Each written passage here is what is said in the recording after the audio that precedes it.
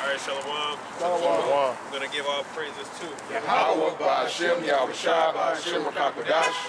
We're going to say double honors to our apostles and elders here at Great Millstone. Peace and blessings to the Lord's hopefully elect. January 4th, 2026, year of apostasy, agents, and sellouts. Over the weekend, you had another stunt that was pulled by Babylon, right? They apparently bombed Venezuela, went in there and stole the president and his wife, kidnapped him, right? Of course, nothing just happens, right? So looking at everything, and it all smells fishy, okay? The idea of Babylon, Nero, he's trying to push Trump, he's trying to push the idea that this is for the betterment of the people. He came out and said, we want peace for the Venezuelan people, we're gonna run the country until we get the right person in place. It's all about the people. We're here to try to help the people, okay? Guess what? The scriptures warn you when this topic, when someone comes up to say that, we want peace, etc. The scriptures actually warn you that actually some evil is about to happen, okay? Furthermore, everything that this man did is a distraction. Because for one, I just did listen for one, that whole fake-ass assassination attempt, right?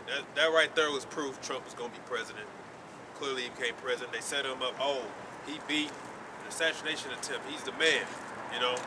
He's the man for the plan. What you got to realize is everything that this devil does is psyops, and it's to bring about their agenda.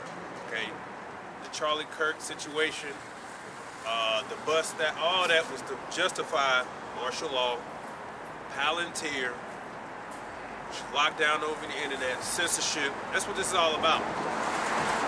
They put it in place, but they need the event to happen to bring about what they want to bring about. And they're moving fast, okay? Palantir is supposed to be an AI, automatic, driven to monitor everything that's said on the internet, to flag anything that they consider hate speech, and that will eventually, potentially lead to another attack like Charlie Kirk, right? That's what that's about. What's that gonna lead to? Shutdowns of the internet, freedom of speech being gone, and what does the scripture tell you that that's? The famine of the word. All this is happening right now. So that whole Maduro thing, look, they walked the man out the back, okay? They walked him out the back. This is all to show we Babylon, yeah, you can't mess with us. We still capable of going in somewhere and taking you. You don't want to mess with us, right? Trump he's the man for the job. Really, they just trying to distract from the Epstein files and all this other stuff. But that's what this is a show, to show like, yeah, we really it. We that people, okay? Everybody knows it's just for the oil, it's just for control. And sure, you could pick off Venezuela, sure, you know, congratulations. But you ain't, you know, like somebody mentioned, so you arrested him before you arrested somebody from the Epstein files? You know what I'm saying? They can't escape that, but that's what they want. So what he came out today and said, we want peace. Before, he was nominated as the so-called peace president. He was honored to be nominated to be had a Nobel Peace Prize from Benjamin Satan, not a real Jew. So he's set up to be the peace guy, right? Well, the scriptures tell you about that peace. And you go ahead and read that. Show you that it's really about to be some evil. So you had them stupid ass northern kingdoms rejoicing over that. Yay, good. Okay, because you know the Venezuelans are primarily Naphtali and Asher, right? But you know, scripture said, can you find that Christ in Hosea, Ephraim, silly dove? It tell you about northern kingdom. Okay, yep. Okay. This is the book of Psalms 120, starting at the top. A song of degrees in my distress, I cried unto the Lord Yahweh, and he heard me. Deliver my soul, O Lord Yahweh, from lying lips and from a deceitful tongue. What shall be given unto thee, or what shall be done unto thee, thou false tongue? Sharp arrows of the mighty with coals of juniper. Woe is me that I sojourn in Meshach, that I dwell in the tents of Kedar. My soul has long dwelt with him that hated peace, For I am for peace, but when I speak, they are for war. Right. Who is he talking about? The wicked, Esau, Edom. Fierce words. They hate peace. Just because they say they want peace, they don't want peace. Okay? As they say, peace was never an option. There would never be a peace deal in the land of Gaza because the devils want the whole thing. But when you look that up, that's really just them stealing the birthright because they call it Project Greater Israel, which is what? The blessing that the Lord gave to Abraham and Jacob, which was from all the landmass from the Egypt River, the Nile, all the way to Euphrates. That's what they want. And even, so that means they don't want peace, they want expansion. And even the second president of Egypt, Abdul Gamal Nasser, sat down with someone from the White House in 1975 and 1965, I believe 1975. You can look it up. And it was talking about peace, and the guy from the White House was like, how do we establish peace within the Islamic nations? And he's like, first of all, you Edomites, you don't want peace. He said every time we sit down to make a peace treaty, dear, you all back out. And he said, and there'll never be a peace because as long as you all are talking, the Israelis are talking about expansion, then there will never be peace because you don't want it. You don't want peace. You want complete control, and you want the whole land. That's what this is all about. But they disguise it as peace. Trump said, "I'm gonna come up with a peace treaty for Gaza, right? I'm gonna come up with. I want peace for Venezuela. Well, guess what that means? It's about to be war. Okay? You stupid ass Northern Kingdom who rejoicing over that. You know, you siding with Trump. Yeah, Trump did a good thing. We never liked Maduro. We want to go back to our country. Y'all talking all that shit, but you ain't gonna go back. Okay? But you think he for you? Just like when those Cubans was rallying for Trump, we want Trump for president. As soon as Trump got in office, what ICE did came around y'all stupid asses up to send you on your way. And they did like they compared. They was like, this guy was in group for Trump, now he's out of here. It's like a whole slew of y'all coming for you. But remember, you voted for him, right? Because you thought that he just wanted the bad ones. All right? No, he wants you. He want all y'all. And he wants you in concentration camps. A lot of them trying to identify. White, yeah. Hey, Simeon too. Simeon got that bad. Real bad. The Dominicans, they got it real bad. They think, they don't, we ain't black. Don't call us black, we Dominican. Black as a motherfucker too. Right. Just because you got the hair and the accent, that makes you different. Some of them got the hair. Some of them got regular Negro hair. But they really do, and you can go watch videos on it. But if they see you from the States, when they see you Southern down there, you get treated, they got a problem with you. And they actually think, we ain't black, we different. You know, we speak Spanish. First of all, was that the language you originally spoke? No, you spoke Hebrew. We, we different tribes. We are different, but we still the same people. You know? Still Israelites. Right. So the so-called white man still hates us, just like he hates y'all. You know? It's terribly so soon. Right. You got it, man. That dude bugged out. Hot links as boy, turn white. And yeah, but it's like, okay, you study history. You didn't speak Spanish at one point. They forced that upon you. They forced you to learn their language. Now they hold it as if there's like it's something like I get it as a part of your history, but they hold that with a badge of honor to say this is we're different. And that's really because a lot of y'all think y'all so-called white. Because those women be trying to get with the Edomites because they think that that's the next best thing is the damn Edomites. You know? And so they got it bad. All of them got it bad. This is I'm gonna start at verse 9. This is Hosea 7 and verse 9. Strangers have devoured his strength, and he knoweth it not.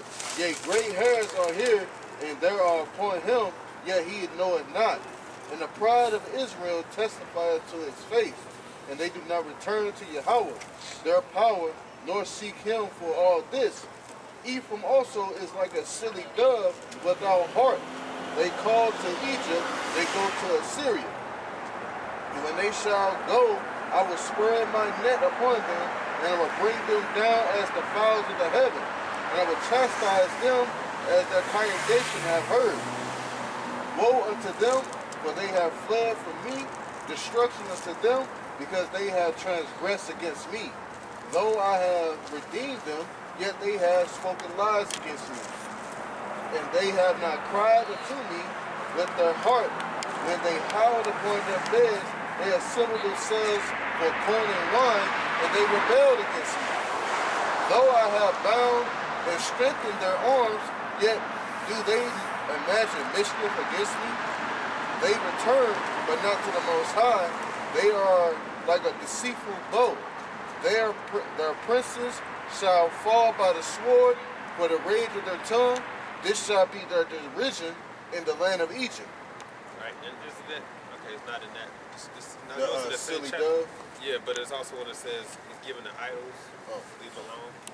Yeah, silly dove. You see, they could be easily, you could say misled, but Ephraim represents the Puerto Ricans, but it is referred to the whole northern because they were the head of the northern when the split happened. So a lot of times the Lord is referring to Ephraim as the northern, which means they're silly. They could easily just be duped, by the devil because they look up to him. So they actually want to join hands with Trump and say, yeah, Trump's doing a good thing for our country. We're happy. Thank you, Trump. Thank you, Trump. But how is it that everybody except you don't understand that they just want your damn oil? They just want control. But you the only stupid motherfuckers sitting there talking about some, no, it needs to change. But everybody else in the world can see you just want to conquer that place for their oil. You don't actually care about what's going on. But you got a sect of Venezuela is so happy, right, that the Maduro has been dethroned, so to speak. Stupid. This is Hosea 4 and verse 17. And it says, let's start at 16. For Israel slides back as a backsliding heifer. Now Yahweh will feed them as lambs in a large place. 17. Ephraim is joined to idols. Let him alone. Right. And that's what it means to go to Puerto Rico. That's what it means. You can look it up. They are Roman Catholics. You go to Mexico, Roman Catholics. The hell y'all Roman Catholics for? But that's because they've been conquered and they look at Jesus as their God, Virgin Mary. Silly. They all got those idols in their houses too.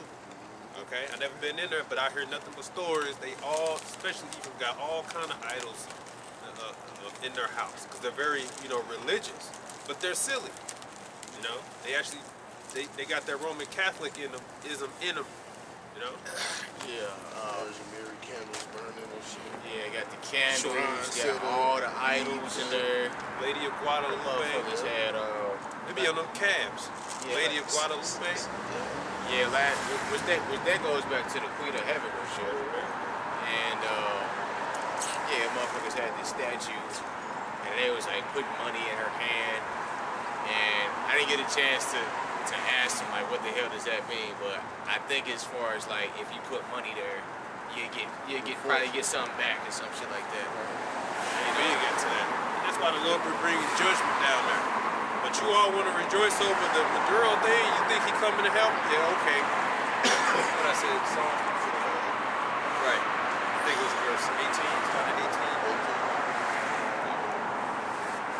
This is book of Psalms 55 and 18. He had delivered my soul in peace from the battle that was against me, for there were many with me. Yahweh shall hear and afflict them, even he that abideth of old. Selah, because they have no changes, therefore they fear not Yahweh. He hath put forth his hand against such as be at peace with him. He hath broken his covenant. The words of his mouth were smoother than butter, but war was in his heart. His words were softer than oil, yet were they drawn swords. And that's Esau Edom, the so-called white man. So you would think by now, especially Northern Kingdom would understand, you can't trust this man when he says he's out to make a deal. So he's sitting up here saying we want peace from the Venezuelans, okay? Appreciate it. I tell you what, can you give me 2 Corinthians 11 and 14, I believe. You can't believe, you do realize, because that's what happened when he sat up there and said I'm the They wanted me to be for peace. You can tell by how he speak. He try to have his head down. I don't want the job, but they want me to be the peace. They said I'm the guy that's gonna bring the peace. I feel honored. That's a play. Just like what he said with Venezuela. We want peace for Venezuela. You know, we want to do this for the people. We want a good country. We want the people to go back. No, it's a bunch of bullshit. Everybody knows what you're really after. Okay, you just want complete control to seize the order. That's it. Everybody knows that the so-called white man can't stand not having dominant hegemony on the earth. And he will go and steal and kill and bomb to maintain that hegemony. That's what it's all about. To maintain power. Everybody knows that. Even Vocab Malone. What's his deal? Oh, I don't like the fact that you guys aren't back in the Christian church. He wants you all back in Christian church slapping each other, talking about some rebuking in the name of Jesus. That's what he wanted to see you at. He don't actually care about, because he'll say, oh, I care about you. No, you don't. Right? You don't care about us. You don't care about the Messiah, because if you do, how come you got nothing to say against the so-called Jews or Judaism, which is the most anti-Christ religion there is, the most anti-Messiah religion there is Judaism. Right. Why you ain't got nothing to say about them, but you gonna come after us, and I want to try to save you. Now, why don't you got to try to save your brethren, the so-called Jews, because clearly they're set up to be destroyed, right? They deny the Messiah. But that's what it is. It's all about maintaining so-called white supremacy, right? Either the Most High looks like us, or nobody knows what it looks like, or there ain't one. Yeah. Either we in charge, or there is no earth. It's just that simple. It's just that simple. I believe. Oh, you said you had something. Okay. I got this is the book of Habakkuk, chapter 2 and verse 5, and it reads, "Yea, also because he transgresseth by wine, he is a proud man, neither keepeth at home, who enlargeth his desire as hell, and is as death, and cannot be satisfied, but gathereth unto him all nations, and heapeth unto him all people." Right? Because as brother was just saying, this is a greedy man. He don't really care about nothing.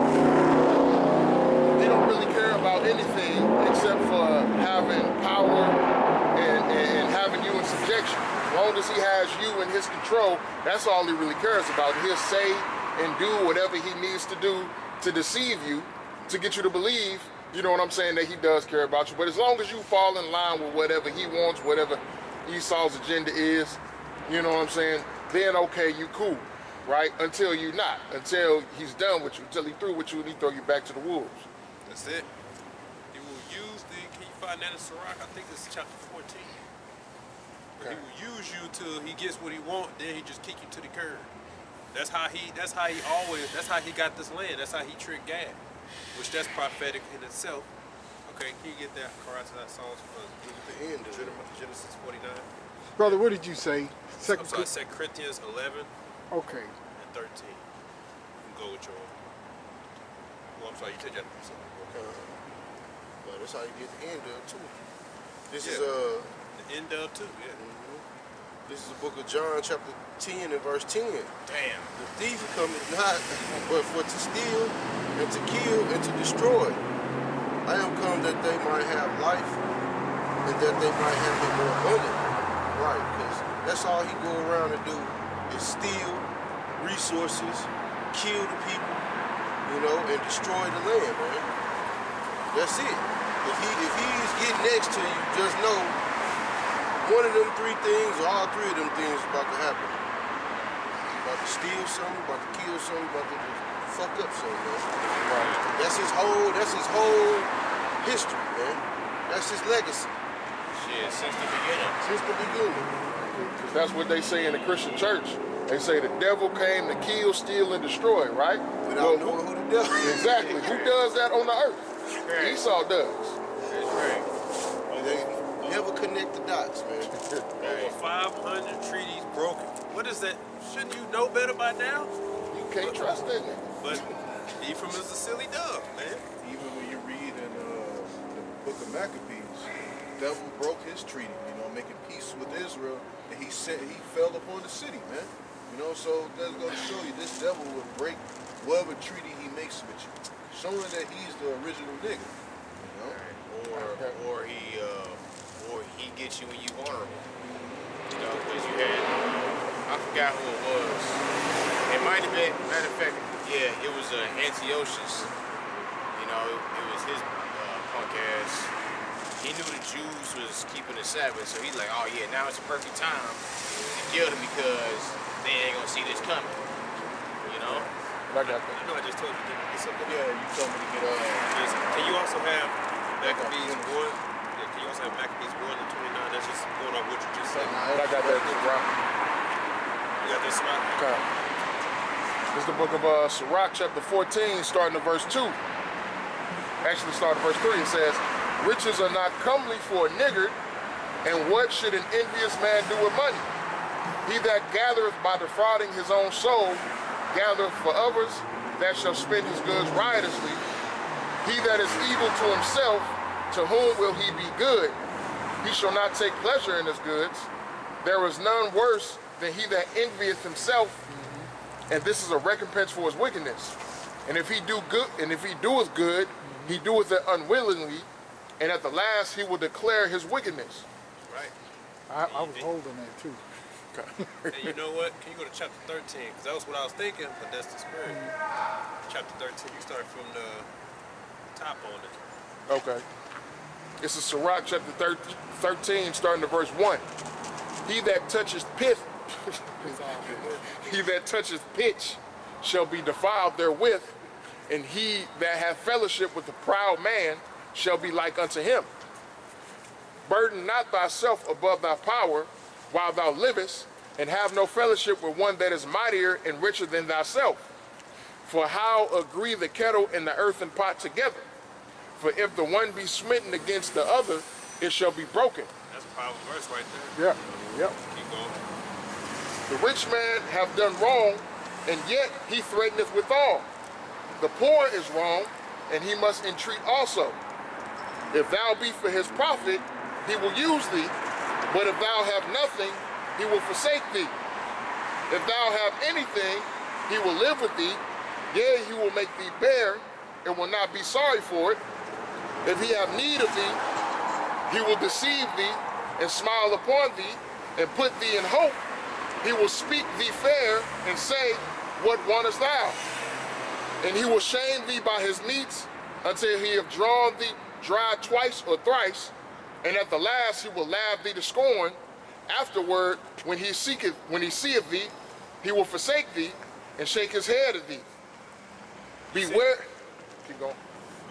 That's you see, that's Esau Edom. You see, so he'll play the part, he'll deceive you because he wants something from you.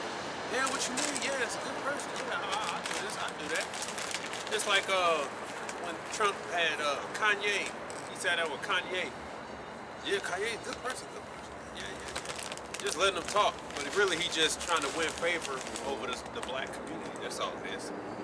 Yeah, after he don't give a fuck about no Kanye, you know. But that's what the devil does. If he needs something from you, he gonna play the part. Yeah, I'm your friend. I'm your friend. Until he get what he wants, and then at the last, he gonna laugh at you. Like we mentioned, the end of too. You got duped too. Because what happened when he got in office? Kick him out, layoffs, fire. Yeah, black women. How could you just do that to family? They don't give a damn. They just needed you to ruin the family, and the damage is done, so you kick to the curb. Like they actually wanted you. How many black women lost their job? They're like 300 some thousand. 300,000. Damn, so much so they felt singled out. That's what happens when you trust the devil. Right. You took upon this dainty meats, and it was to hurt you in the end. Those little benefits of having that career position, all that the whole time. They like, man, get these women out of here. It was all the boost they pride of. Yeah. And forsake they, man. Now look, whoa, who's protecting black women? You weren't thinking about that when you was shitting on them. Right. Because they was making sure, yeah, we'll give you these jobs and these positions, but you better not be using it to help the man. We're going to make sure of that. Okay? So and they put women in those positions on purpose because they know it's going to be hell on earth for the man. But, like, now put a black woman over there. Give them this, yeah, now it's about to catch hell. We'll pay them to make their lives miserable. That's why you're known as like their pit bull. But once they done with you, kick to the curb. Yeah, right. Shit. I was just finna say, hey, they put your ass to sleep. They'll treat a real pit bull better than you. And even with Kamala Harris, which she's an Edomite as well, What was she doing with her campaign? She bringing up Megan Thee Stallion, got her up on stage, twerking and everything like that. Not offering you any real benefits or nothing, but she's just trying to appeal. You know, she's trying to be in the sisterhood, talking about some, bitch, I put, what she say? She put hot sauce on what? Collard greens. On collard greens and shit. She washed her greens in the bathtub and, and all that dumb ass shit. Like, shit. Man, so-called black people don't even do no shit. Photoshop that damn 1993 picture. Her grandma, like, bitch, your grandma was dead when you, man, get the hell out of here. Either Edomite or Elamite. I think she an Elamite. Well, her mom a Elamite, but I think her daddy is. Yeah, so like on her dad's side, she got a Edomite grandfather. She definitely ain't no damn Jake. That had a plantation too, didn't it? Yeah. So you From Jamaica. silly, man. In Jamaica. Yeah. Talking about I was listening to Tupac in 1982. Smoking weed and shit. You a horrible actor. I'm sorry, Tyler. You said 2 Corinthians 11 and 13.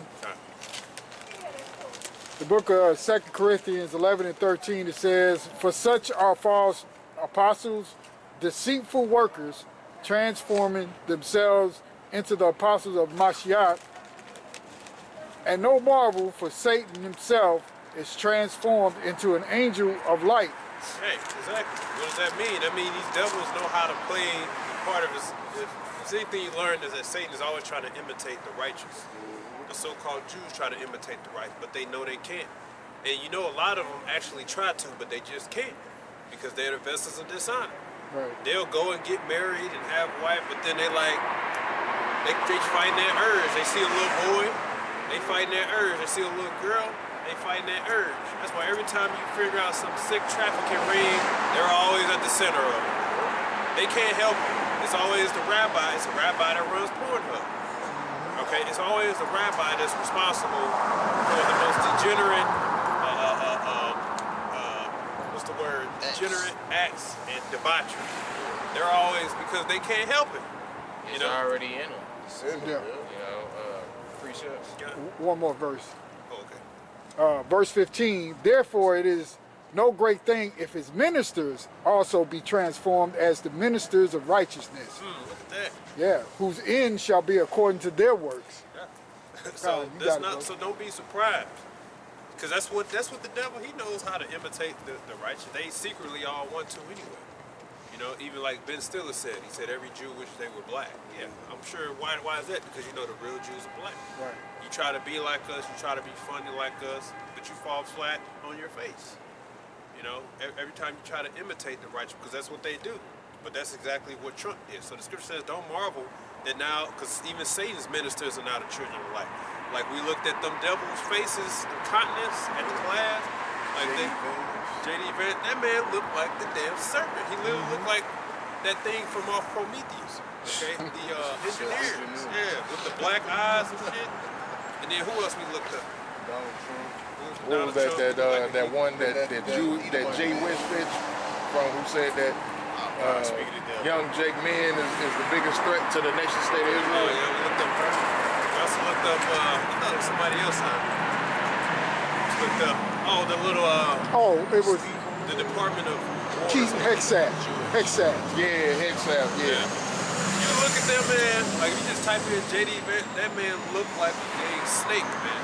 He looked like he's disguised, man. But guess what? They're the ones in the rulership positions. Lord Voldemort for Yeah. everybody. They're the ones that's gonna lead for peace, right? Oh, you also got Mark Zuckerberg. He looked like an alien. Yeah. Okay, but they all. They all subhuman, man. Right. Bill Gates. Bezos. Edom is not a man. He's a subhuman. He's mankind. And what's the dude named Buzz? The dude that did the one job, one small step for man. Aldrin. Yeah, I knew that. I thought that was it, but I wasn't sure. But yeah, he said. I was gonna say the same thing, though. He said one small step for man and one giant leap for mankind. like basically saying that mankind, Edomites, are over the original man, which are the Israelites. Right. You know, which we already know that whole moon landing was a damn cinema anyway. Yeah, I was gonna add to that. Like every time, like some destruction, plastic in the oceans and stuff. You watching these documentaries with the animals and stuff. They always want to say the human race. Hey, Jake is not going around doing that, man. It's a specific group of people doing that shit, man. You know, Jake don't have a fucking party yacht and be throwing Don Julio and whatever drinks you Edomites be drinking. Jake don't be doing that, man. Only you Edomites got the ability to travel to different parts of the world to do that. Fuck it up. Just to fuck it up. And on the contrary, though, Jake will come with a solution to fix y'all bullshit, and y'all will demonize them or try to take them out, or you know, try to crush the process like y'all did Moses West when he came up with the ionizing pulling water out the earth to create fresh drinking water. Y'all sabotaged his creation. Yeah. Just like y'all got the guy who's making that plastiline out of the fucking plastic waste, man. That's a Jake that's cleaning you motherfucking shit up, man. But y'all want to demonize Jakes like we just the lowest of the low, we the problem of the earth. It's y'all ass, man. And they try and do away with them quietly because, like, you can't demonize him and say, oh, well, look, he's an evil person. He's trying to do this and do that. Nah, this nigga making gasoline from plastic. Yeah. He just, you know what I'm saying? Yeah. So they try and take a nigga out quietly. Right. And then to come up, oh, he died in a car crash or he died of a brain aneurysm or something like that. And then you know? take his idea years later, you know. So this is this devil here, you know, like Bill Gates or one of these devils said, oh, we gotta handle these cows because they are causing too much pollution. Animals by nature, they let off gas. You know, you got these fucking trucks, cars causing more problems and you got planes up there, but yet the cows are the problem. He can fart all goddamn day and it's cool. And to speak on that, because, you know, that's the gates of hell, AI is more of a detriment to the ecosystem than the fucking cows that you're talking about. You know what I'm saying? AI using up all the water, all the damn,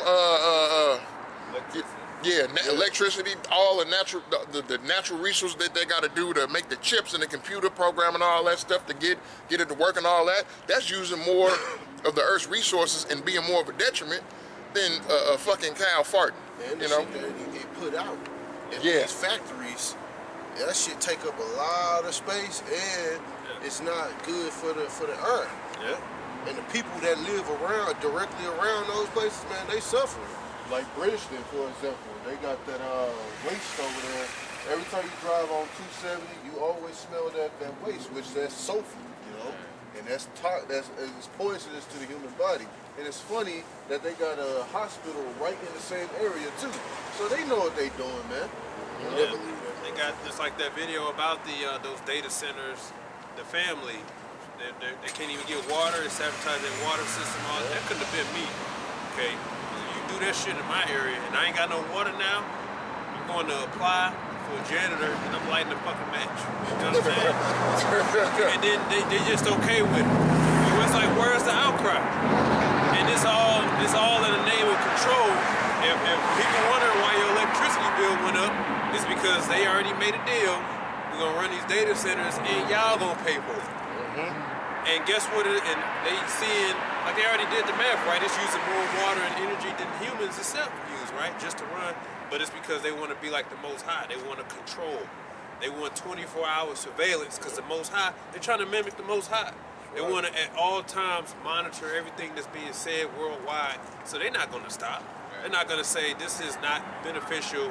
This is not economically sound. This ain't it. Because even those electric cars, they ain't it either. Okay, that's causing more energy and all that, and then come to find out, most of those electrical charging stations are run off a damn generator. Yeah, for diesel generator. Yeah, a diesel generator. So it's like, what the fuck? But it's all about, we got to push because we need control, you know? Yeah. But it's failing right in front of them. Yes, sir, man. This is Proverbs 16:1. The preparations of the heart in man and the answer of the tongue is from the Lord. All the ways of man are clean in his own eyes, but the Lord weigheth the spirits. Commit thy works unto the Lord, and thy thoughts shall be established. The Lord hath made all things for himself, yea, even the wicked for the day of evil. Everyone that is proud in heart is an abomination unto the Lord. No hand join in hand, he should not be unpunished. Right, and this goes into the wicked, you know, because that literally just sums up so-called white man in a nutshell. You know, because the Lord made him wicked. The things that he's doing is literally against life and destroying everything and everyone on it. But since the Lord made him like that, he's literally only, you know, the so-called white man is programmed to do that stuff because he's the wicked. You know? But yeah, he said, no hand join in hand, you should not be unpunished. So all these people that want to join this whole agenda, you know, this NWO that's about to get ready and fail. All right, you're gonna be punished right along with the damn devil. Okay, because hey, the devil's fate is him being eradicated off the earth. All right, that's what his fate is. But you people act like you more scared of the damn devil than you are the Most High. Like, make that make sense. Like, how the hell you gonna be more scared of a creation than the Most High made? It makes no sense, man.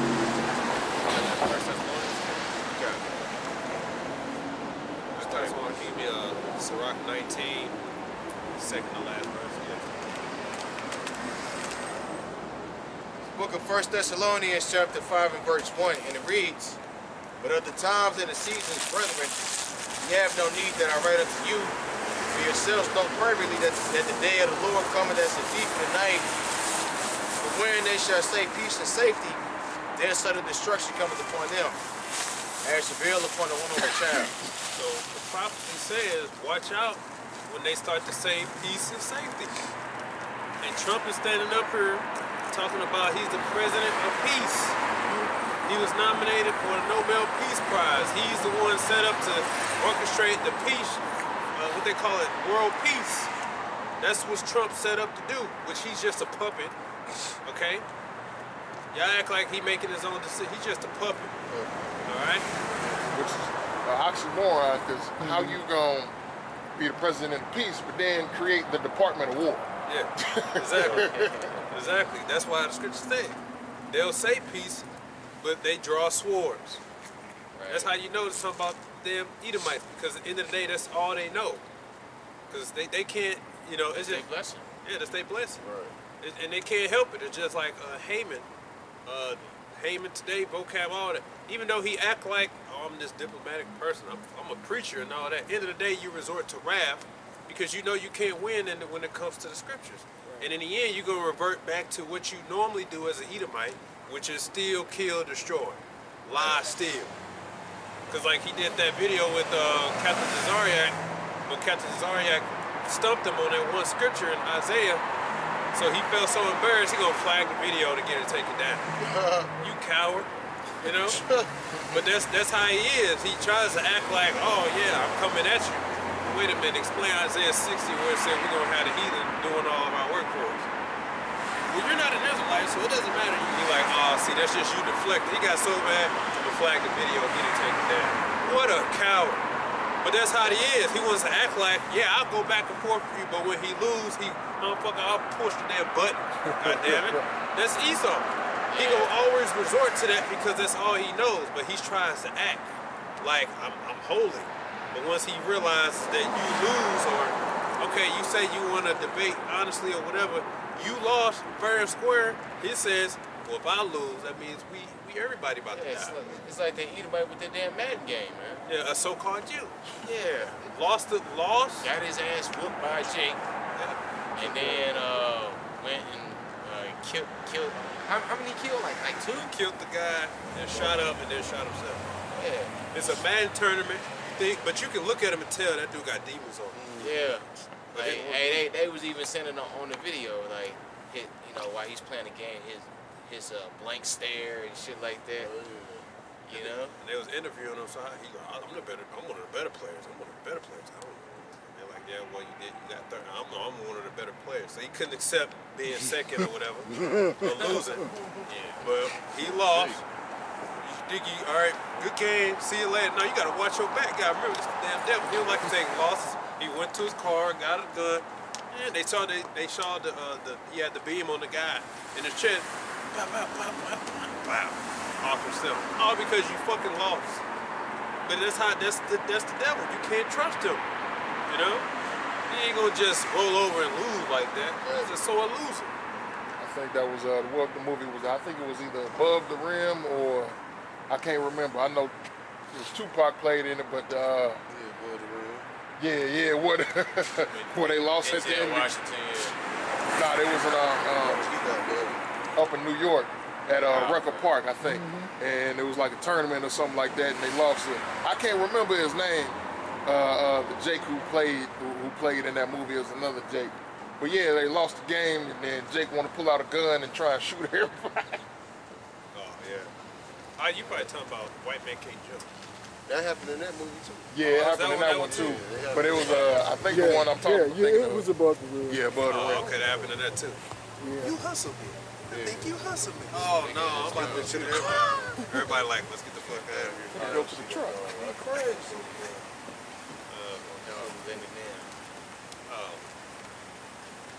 Okay, so you read that piece of safety. Give me second, yeah, give me second Ezra 16, I think 21. I had Judah. Go ahead, read your half hour. Second Thessalonians. Start at 7. You said start at 7.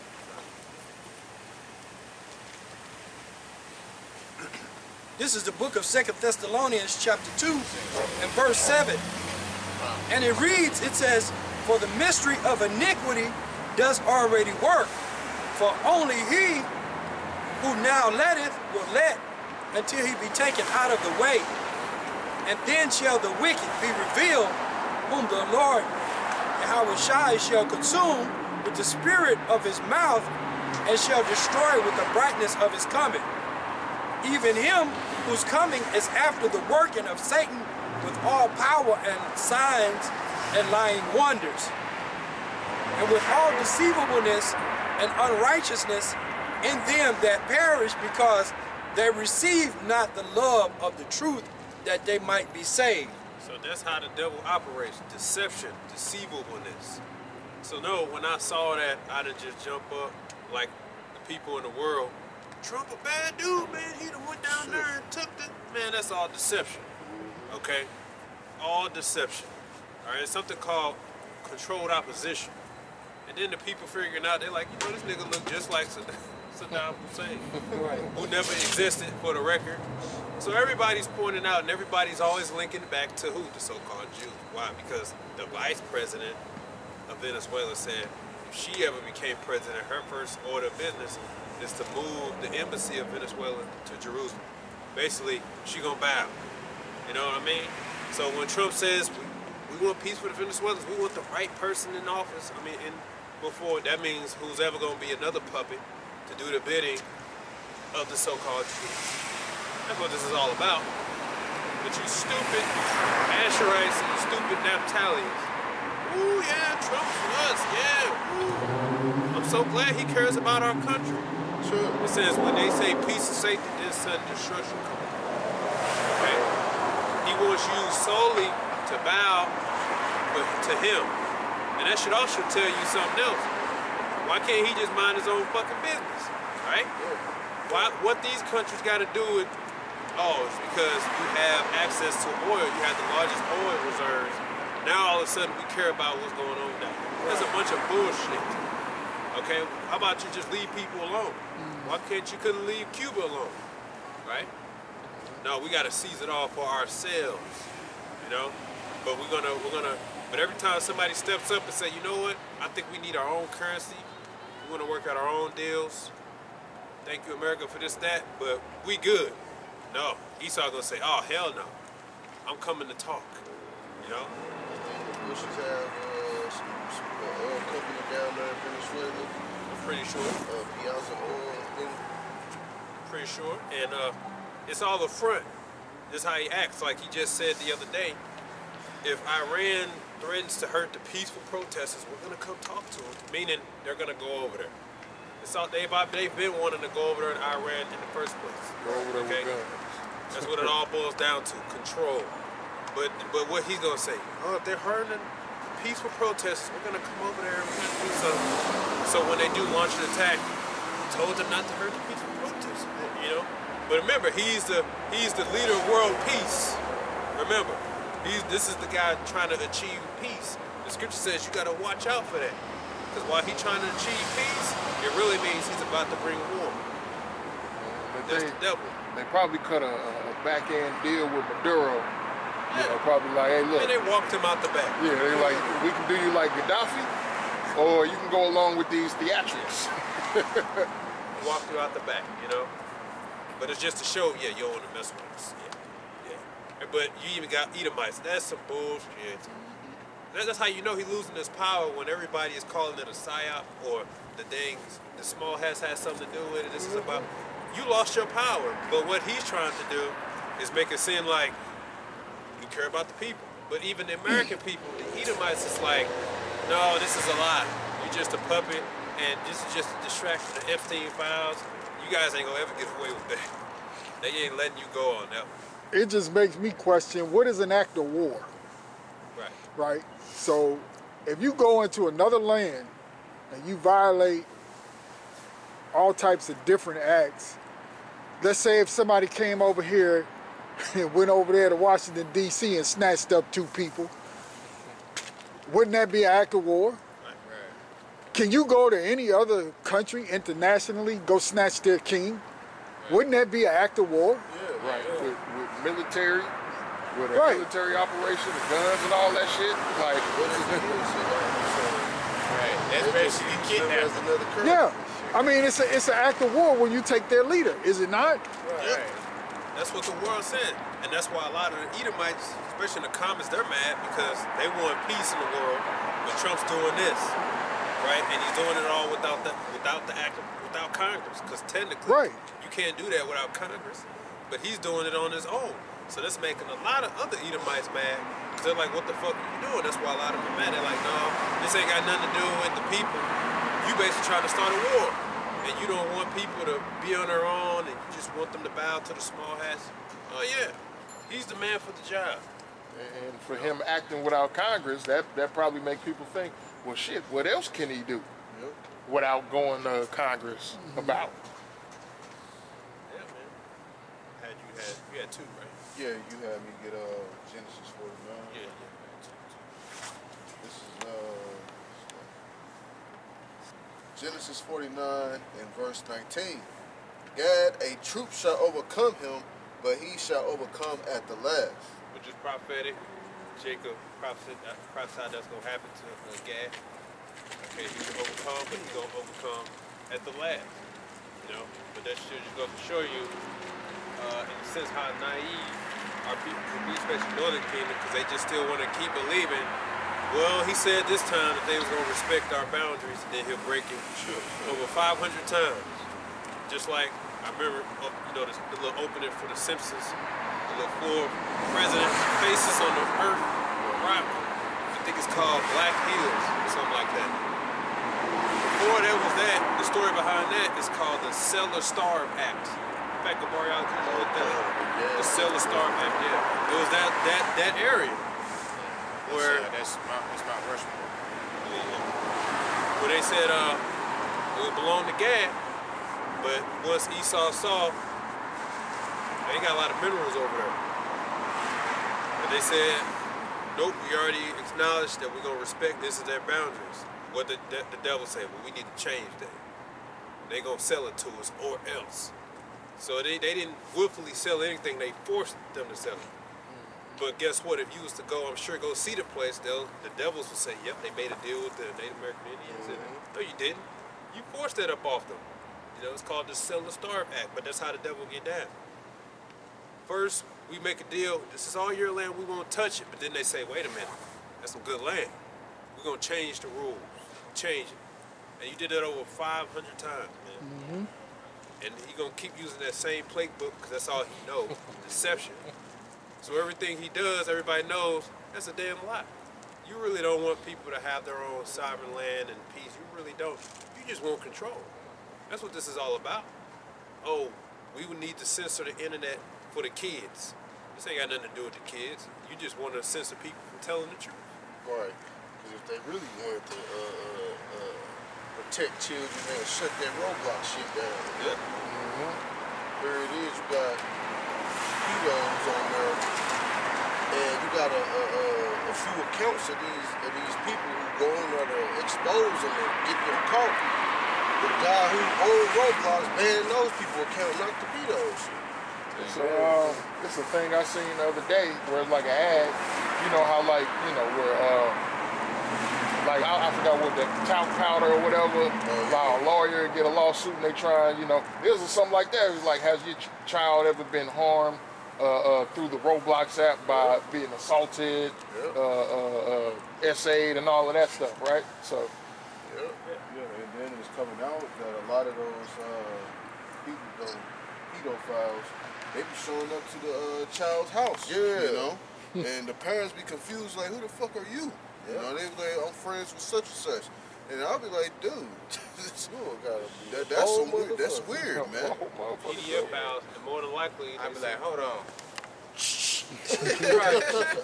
right. Say hello to my little friend. More than likely, they a small hat, like the one Edomites that hunt down that one small hat. You know, they can't help it. It's always a damn small hat. They can't help that they got a thing for kids. See the one video where Already in them. they tracked down this one in the store. Yeah. And they fucking one lifted him up and the other one stole him.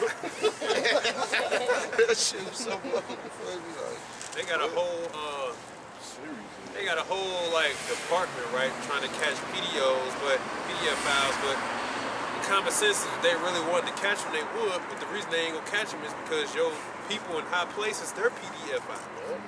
That's why they're not gonna move to shut nothing down, because the person running it is a PDF file. exactly. I looked at I asked someone, I say, who the fuck made this game? I don't understand. He went right on there.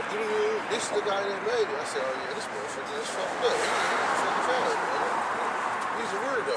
Why do you allow prawn hubs in your country if it's so detrimental to the people? Right. Well, you said prawn.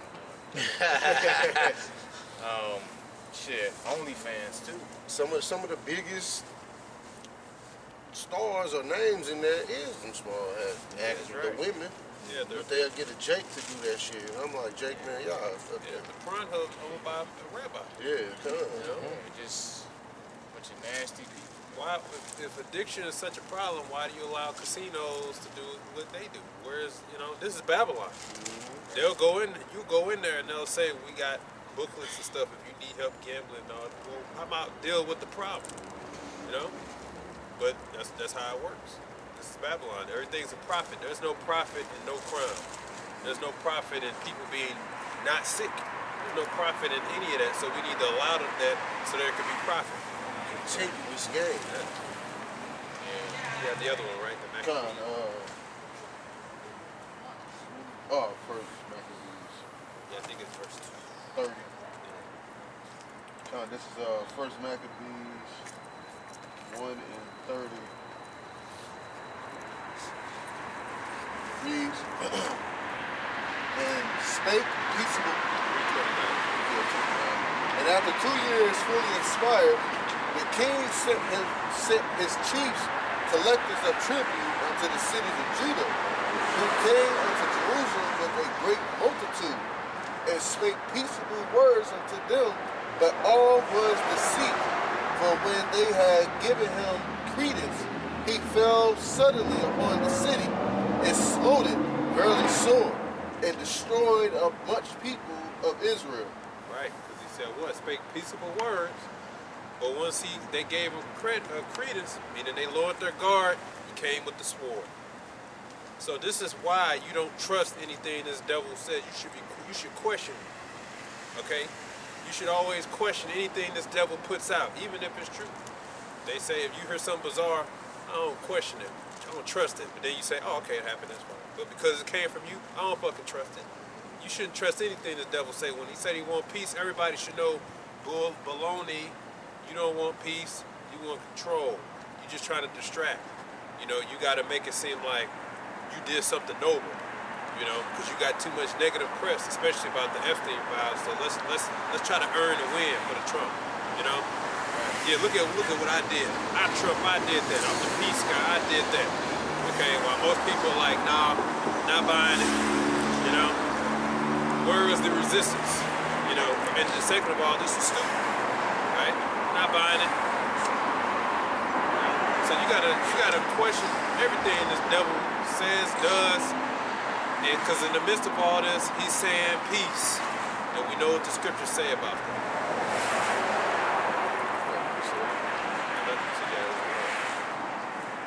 It's 1 Peter chapter 5, verse 8.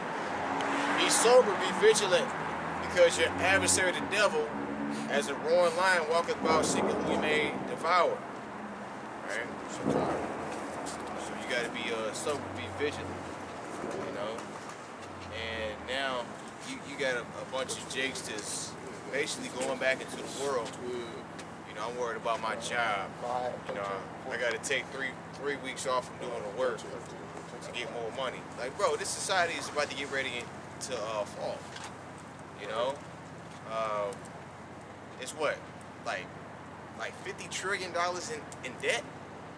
You know, so this economy is done, bro. You know, so you have to keep your eyes single on the prize. You know, and what's that? That's the kingdom of heaven.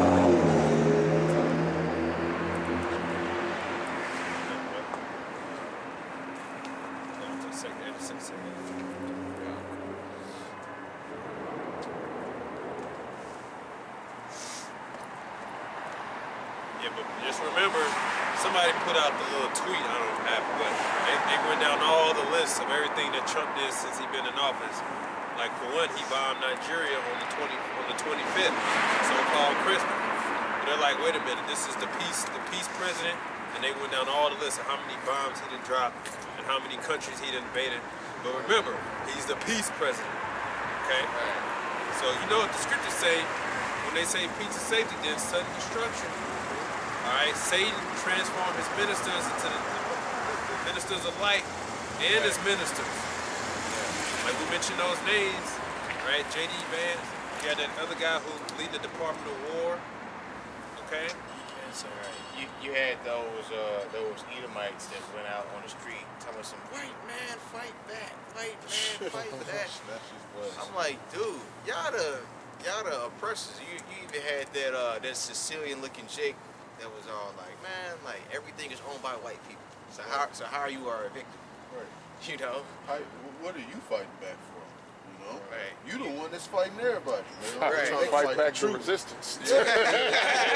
Fighting back to Like, oh shit, their resistance, you know. They're being evil. It's like these other countries got nuclear capability now, man. You know, so now the bully about to get punched in his face, man. You know? That's why, like, you know... Bully about to get jumped. Yeah, the bully about to get jumped. You know, by these weaker nations that the United States deemed as weak. But, hey, as the scriptures say, you know, about God should be a guard unto them. Hey, God gonna be giving them nuclear weapons. Like, hey, here go nuclear weapons for each one of y'all, just in case the United States tries some shit with y'all. You know? Crazy. I was in the gas station one day up south here, and those triplets, the nigga be like, it's like, man, fuck Trump, man. It's like, man, he's in everybody's business, man. Like, yeah, man, they go around thinking they the police of the world. Whole time they on home front fucked up. Yeah. And they doing shit that they trying to police other people, you know, which really just trying to steal their resources. So he's everybody is finding him out to be the problem. His military, he can't really get enough morale behind his military. Yeah, Shut your ass up. you had She said Jesus Christ is the Son of God. God raised him from the dead. You know. But yeah, you had that one soldier that basically lit himself on fire. Yeah. They never talked about it. Yeah. Yeah. Because he was basically saying like, I don't even want to be a part of this because you know, like this is wrong. That's when they was going into Iran. You know what I'm saying? They never said anything about him either. Cause he said what? Free Palestine. That's the highest form of protest a man can do. Light himself on fire. And I'm against this. Yeah. And I ain't sure. I think I shared it, but Esau's so damn weak, man. They got this so-called trend of them trying to show they tough. They punching themselves. Bring the war. So weak. Oh, they got Jakes doing that. Oh Man, look, I've been ready for them trying to declare war. They all dancing. I'm like, man, y'all be prophecy. You niggas wouldn't be laughing and hee-heeing and shit. Jake made that diss song. Yeah. Man, this shit, you the stupidest motherfuckers, man. Jakes, you so stupid. Like, it's not know what we did to Sodom and Gomorrah. Nigga, you stupid. like y'all niggas gonna be the first on the front line. Yeah. Y'all gonna be the sacrifice. Like the brother said, like, if you niggas read prophecy, America doesn't win the war. Right. You know, because America's going to get taken out the way, and all these other nations going to be taken out the way by Yahweh Shai. You know, so... Just look at the American military, man. That You got women in there. Come on, man. Got women and moles. Come on, man. That's what I think part of this whole Maduro thing is to show, yeah, we some bad dudes. Y'all motherfuckers are some pussies. They got stress cards in basic training now. Yeah, God over there You hurt my feelings. training for real, China training for real, and United States over here had that shitty-ass military parade, man. Nigga holding the drone going through the street, man. Nobody takes America serious no more. See, I know somebody in the Navy, and I asked them what y'all do in this winter. They basically like, what you mean? We like y'all don't work outside. No, it's too cold. I said, man, I'm fucking Russia. Like, okay, but if you go to fucking Russia, come on, man. You know they outside in the damn cold. Wrestling with birds and shit. Them motherfuckers out like, man, Great Lakes was cold enough. Niggas out there. I ain't never going back. The Russian Edomites out there hunting tigers. You know what I'm saying? Punching tree bark. Man, you see them wrestle that bird and shit. Like, I be wrestling them motherfuckers like when they growing up, but it's still a bird though. Like, and they out there cold with shorts on and t-shirt. Like, They take ice baths. Yes. Yeah. Hey, you remember that one Edomite that you put in the chat? This motherfucker was in his drawers in Antarctica. It was like it was like negative 66. He was like, man, I can never, man. It's a whole different game, man. Like damn, like and that just lets you know like how much stress you can put on a human body. You know, you can damn near train the human body and damn near endure anything. And it's like, you niggas must not remember seeing them movies about D-Day. Like, you just look at that shit alone, this is gonna be 10 times worse than that. You know what I'm saying? Talking about hop off the boat, pow, it's over. yeah, that beach seems crazy. Now they got these drones now where they unmanned, they just fly on right to you and blow your ass up now. You know, nobody got to shoot a gun at you no more. Right. They got radio controlled ships. You know, like the from Call of Duty, the AC-130. That's a remote controlled ship. Look, You know. over there in Ukraine, they not even fighting a fair war no more. They just sending them drones to blow a nigga up now. So what you think gonna happen to you niggas in World War III? I would love to talk to one of these stupid ass niggas that think I would just say, like you boasting in war, what war? What does it have to do with you? What's the war for? Do you know why they fight? Said you just doing the bidding of the devil, you dumbass, and you're gonna be used, but you so stupid, you want to believe that you're doing something noble, but you're not. Okay? Because if I was to ask you what's the war all about, right? Or Iran doing it, Iran, they've been defending themselves. That's all they're doing. Friends don't know our freedoms. We trying to stay free. And the thing is, these niggas don't even think they doing nothing noble. That nigga there, because he just want a Hellcat. He want a Hellcat, travel, and probably get him a Asian wife or something like that. But when you talk to the foreigners, I know when I did, they was like, man, what y'all joining the military for, man? Why y'all in the white man's military, man? The beef ain't with you. Beef ain't with the black man. I was like, So that started my research. I'm like, you know what? fuck this shit. You ain't gonna use me to steal, motherfucker. Right. This is 2nd Esdras chapter 16 and verse 21. And it reads, Behold, victuals shall be so good cheap upon earth, that they shall think themselves to be in good case. And even then shall evils grow upon earth, sword, famine, and great confusion. You see? When victuals be so good, and like the brothers is saying, you know what they might end up doing? Because I think there's probably some news about it now. But this might affect oil prices, right? They might skyrocket or whatever. It might skyrocket, it might even go down. Who knows, right? All that could just be used to say, hey, look at what I did. Me, Trump, I reduced the gold prices. This is what I'm willing to do. You know? Because the scripture tell you before the evil is going to be the presumption that there is peace, there is safety, that victuals are so good, cheap. But then it said what? Sudden destruction, then famine. So if anything, this is where your senses should be heightened, not relaxed. So you got the Venezuelans, which those, like I said, the Naphtalites and Asherites, thinking that, oh, it's about to be some change for your country. No, it's about to be even more hell. Because even Ronald Reagan said, the 9 words don't nobody want to hear is, I'm from America and I'm here to help. Okay? So everybody knows, the moment somebody talking about, so I'm coming to help, we want peace, all that, it's about to be some hell. Especially now. And now that we have the truth, we definitely know what this is all about. Okay? It's about to be evils on the earth. Right? Remember, he's the president of peace. That's what they're pressing him up as.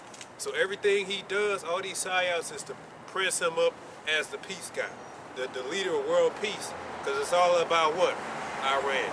Which we'll break that down. Back in Ezekiel 38. The reason I ain't really sweating too much, I don't even sweat China. You wanna know why? It's because scripture tell you, Esau and Moab always had an agreement. And Esau needs Moab to make those chips. That's why out of all the things that Donald Trump had put the, what's those taxes called? Those tariffs, the chips work, right? Because he was like, we still need them to make our chips, right? And also, over there it's already basically a dictatorship. They got like, what, 1 million cameras? Oh, man. All that. So they work hand in hand. So even though they might talk that shit, according to prophecy, China's really not that, it's going to lead to war and nothing. It's all about God, Russia, Persia, Turkey. Those the main hitters right there. So I don't really too much care when China say, yeah, they've been saying shit for the longest. End of the day, they got an agreement.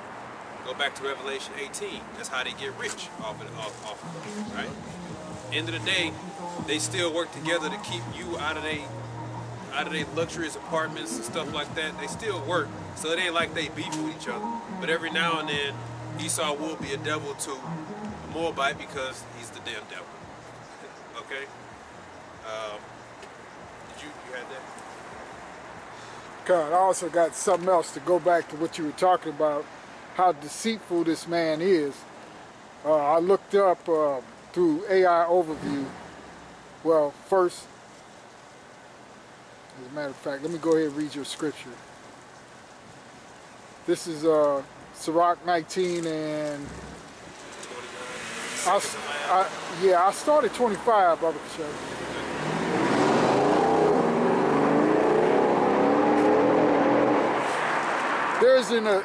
There is an exquisite subtlety, and the same is unjust. And there is one that turneth aside to make judgment appear. And there is a wise man that justifieth in judgment. There is a wicked man that hangeth down his head sadly, but inwardly he is full of deceit, casting down his countenance, and making as if he heard not. Where he is not known, he will do thee a mischief before thou be aware. And that's Esau Edom for sure. Now I wanted to go back to something that the brother brought out about those treaties. And so if you do a quick search and you see AI Overview, it has the U.S. government broke nearly all, I don't know what they mean by nearly, they broke all 370 plus treaties. I thought it was more like 600 treaties it made with Native American tribes between 1778 and 1871. So there's probably more before that time period and after that time period. Because once Esau starts doing it, he don't stop.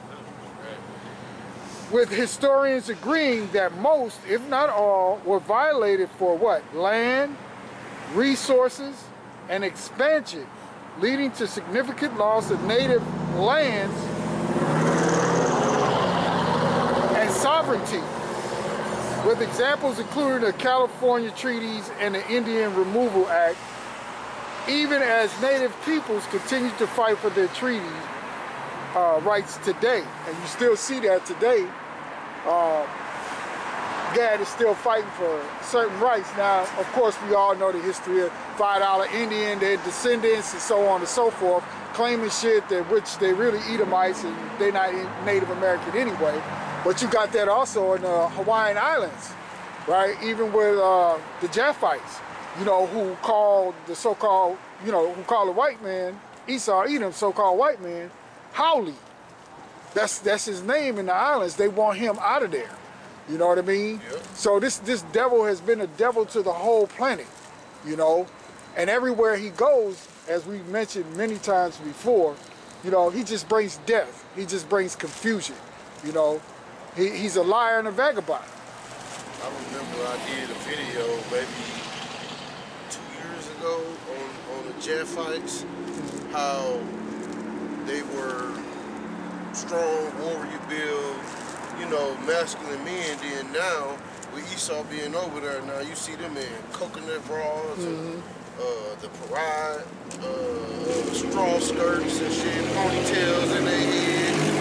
And I'm like, what the hell? You know, like everywhere, like you said, but that brought that to my remembrance. Everywhere this man go, there's some confusion, some bullshit, death, destruction, you know. The rest of that. Oh, did you find that? Yeah, I got that too. You want to read it to the end? Yeah, but please.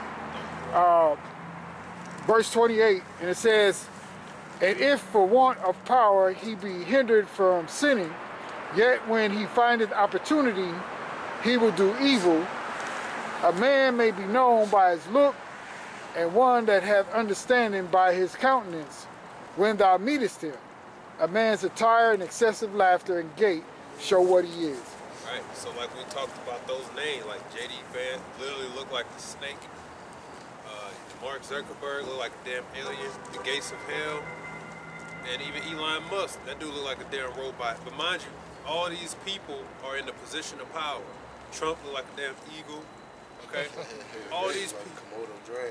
Yeah, all these people are in the position of power and their continents show something wrong with them. They're a demon, they're a devil, and they're all in a position of power, which means it's about to get rough out here for these people. It's even on their damn face, okay? It's on their countenance. Benjamin Satan, not a real Jew, look like a damn monster, okay? You know? See how angry he get when he's talking? Where are the real people? Right, yeah, because he know that the Israelites is out there saying that they not the real. Right. Bringing out the facts. That's right. So they can't control the narrative no more, and it's some bullshit. Because you know, since the Most High made the internet, that was created by a chick from Nigeria. You know, these devils, they can't hide who they are. They can't hide about the information, like who everybody else is. And on top of that, they can't deny the fact that so-called UFOs exist. You know? And I mean, like literally everything is coming out. Like all their lies, you know, they had that shit on Unsolved Mysteries. I remember watching that shit when I was a kid. Like, oh yeah, Area 51, it was a unknown spacecraft that crashed and all this other bullshit. I'm like, oh shit, you know? And nah, bro. Well, we know they would crash. Right, cherries don't crash, and another thing is that quote unquote extraterrestrials went into the White House to talk to. Yeah, hell nah, man. Yeah, hey, the angels gonna talk to you bastards, alright? So you gotta ask yourself, well, what is Area 51 actually? What are they really doing over there? Because that whole UFO alien stuff, that's, you know, that's just Floyd in. Yeah, they probably fucking demon. Right. That's what they call Floyd. What? Demon, that's probably. Nah, Y'all got a precept. This is more to the brother's point about the treaties they broke. This is Micah chapter 2, starting at the first verse. It says, "Woe to them that devise iniquity and work evil upon their beds. When the morning is light, they practice it because it's in the power of their hands. And they covet fields and take them by violence, and houses and take them away, so they oppress a man and his house, even a man and his heritage." Okay? So, talking about all these treaties, you know, they take the land, and, you know, even to the point where they imitate or try to be like the Israelites, okay? They practice our culture, okay? They take away our names and call us other names like Native Americans. That's not our real name. That's not the real name. The Gadites. That's their real nationality. Okay? They call them savages. Right. Redskin. And they go to football game as an excuse to dress up like a native. Right. They want to be, but they talk shit on you at the same time. Right. And even, like you said, how Shah, they try to imitate our customs, but then they even fuck that up. You know, when you prophesy, you uncover your crown, they put a little fucking cap on top of that motherfucker. Right. Passover come, you eat unleavened bread, they eat leavened bread. Yeah, you know, even with them in the sports world, they know that the Israelites was in this land because, just like we talked about the Gadites and the Reubenites, when you look at the original mascot logo of Florida State University, it's dark skinned. You know, and when you look at what used to be called the Washington Redskins, then you got the Cleveland Indians, then you got the Atlanta Braves. So they know exactly whose land this was, and they've been throwing it in you people's faces, but you could never catch on, you know. And they were mocking the Israelites, you know, who were here. Just like with hockey, you know, Right. Dad was really good at Same hockey. thing. Yep. Even, a lot of history, it all goes back to in some way, either something evil done to us or we were the originators of such. Did you found that? God. This is the AI overview of the Cellar-Starve Act. It says the Cellar-Starve Act is the name given by Lakota Sioux to a provision in the 1876 Indian Appropriations Act, followed by the Act of 1877, through which the U.S. Congress forced the Sioux Nation to cede the Black Hills and surrounding territories. The U.S. government achieved this by withholding essential treaty-guaranteed food and supply rations, thereby coercing the tribes into compliance. Right, and it's because, that's a summary, and it's because they wanted that land because after they agreed that that land would be theirs, right, to the Lakotas, right, once they realized that it was rich in like gold or whatnot, there was one devil that was like, well, we got to change this rule because we can't let them just have that. So they was like, okay, well, let's ask them if they want to sell it. But they kept saying, no, we'll give you this. He's like, no, all right, we'll give you this. He said, no. So then the devil said, well, we just gonna have to change the motherfucking rules so we can get that shit, which is what they've been doing, right? I got something else. It says, the aftermath and legacy. It says the legal battle and then compensation refused, right? It says the Sioux Nation pursued legal recourse for decades. In the 1980 Supreme Court case, United States versus Sioux Nation of Indians, the court ruled that the U.S. had engaged in dishonorable dealings and an illegal taking of the land. So it says compensation. The court awarded the Sioux Nation over $100 million in compensation, which has grown to over $1 billion with interest in the trust fund today. But the Sioux Nation has consistently refused the money, demanding the return of their sacred land instead. The dispute over the ownership of the Black Hills continues to this day. Yeah, because that's what it was about. They kept saying, look, we don't want your money. We want, this is just our land is holy to us. And they're like, no, we can't just let them have that land with all that. That's why they want to go to Nigeria and bomb them and all that. Because they're like, no, we just can't let y'all have access to all that because we need to lead. Because like in Colombia and other places is where they're investing in what? The minerals. Because for the most part, Central America and South, that land mass is rich in a lot of minerals. Like 60%, I think, of the world's lithium comes out of, I think, Colombia, so to speak. But that's why they have an interest over on this side. It's not because they care about the people, okay? So, and their whole thing, we just can't let y'all do this without, you know, we can't let no land, y'all operate off the natural world, and we don't control it? Oh, hell no, we gotta do something about it. That's what World War I and World War II and World War III is gonna be all about. Complete control. It's all because we don't, as Edomites, we don't want the world to be able to function and use what the Lord gave, because the Lord gave literally the things you pay for, the Lord gives it to you for free each day. Water, electricity, gas, all of it. It's only because of the, as the scripture says, unjust gains and dealings got by deceit is why you need a water filtration system, so goddamn intricate. Even then, your pipes they still say don't drink from your pipes because they're still polluted. So if you get a house, you still got to get a filter.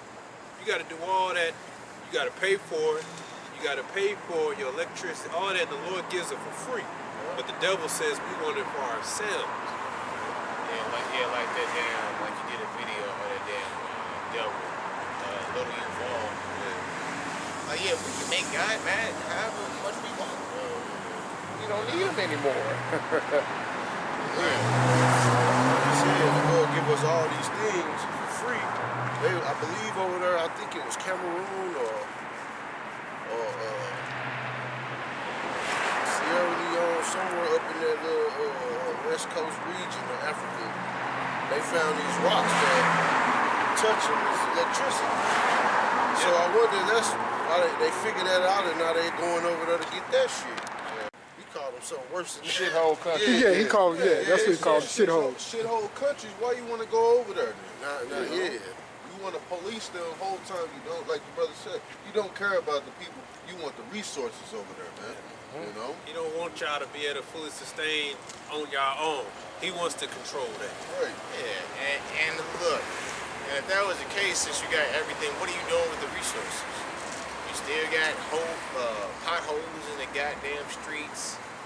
Our cars still made out of plastic and styrofoam. Right. You know what I'm saying? And I was gonna add, like that movie Black Panther. Why was the United States getting mad at Wakanda? They're like, well, we find this is unfair that you're not telling us about where you're at and letting us get some of your resources. That's basically what they were getting mad at them for. Why are you guys not at the UN? They was getting mad at them because they want their resources. They wanted that vibranium. And the main guy was basically the bad guy. The bad guy was the good guy. Right. You know? Yeah, he saw Edom ended up going and getting showed and took over there and like, oh yeah, he done fucked up. I got friends, they big in the comic books, but they got so, one of them, he was like, it's not good when you root for the bad guy. Well, it's like, because that's the whole point. They trying to live on their own like Magneto. Magneto is really the good guy. Yeah. This whole thing is they want us dead, so we should just try to live on our own. But it's Xavier and them. No, we gotta work with them. You know, but it's Magneto trying to show them, look, they want us dead. That's the same with the Israelites. You know, we're trying to be separate, but then you got the 2/3 and the coons. No, we can't just lead them out.